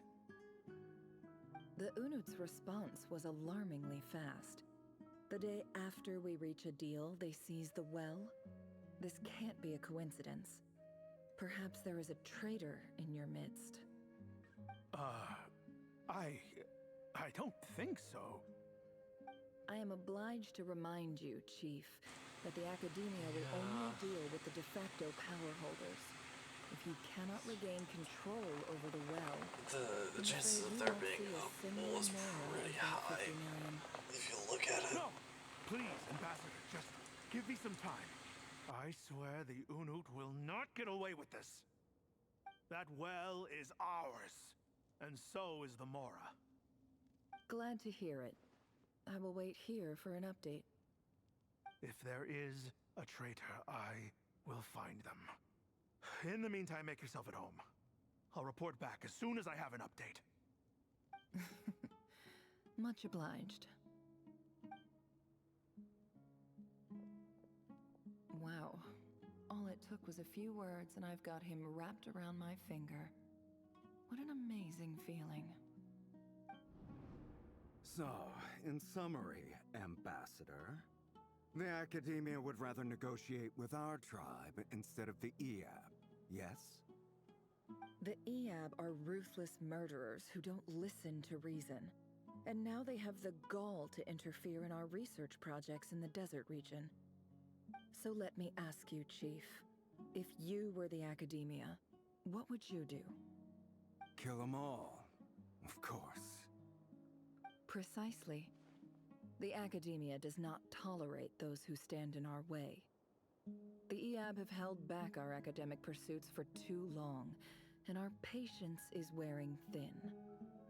At the same time, there is simply no way that the Academia can be seen to be intervening in desert affairs. I'm sure you understand where I'm coming from. We have our own rules out here. If the rainforest dwellers raised arms against a desert tribe, you'd start a bloody war. Right. We can't confront them ourselves, but we can support their enemies. The Unut have always had strained relations with the EAB, which makes you our natural allies. Natural allies. Weren't the EAB your allies once? You were quick to send them after us to protect your interests back when we stole that water. And now look at you. You're at each other's throats. Let me be clear. The Academia wishes to collaborate with the legally recognized rulers of the desert in this matter. We are asking for excavation rights to that well, and our offer is 50 million mora. Say no more. I believe we have an understanding. Good. Then I suggest you get to work. Get us access to that well, and the mora's yours. You see, Dad? Lying is easy when you know how. People will believe anything.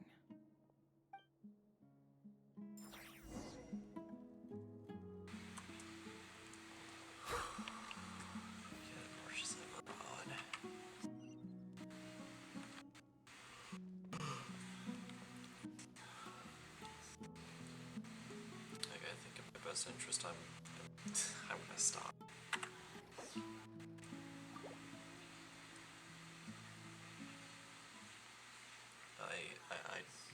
I'm running out of energy. It is a little past midnight. I need to get ready for bed.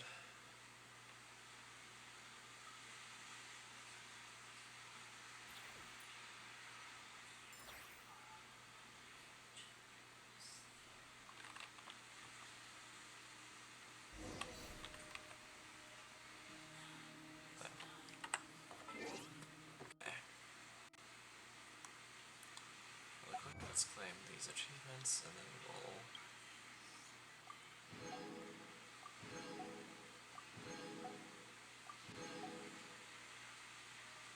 Okay, there.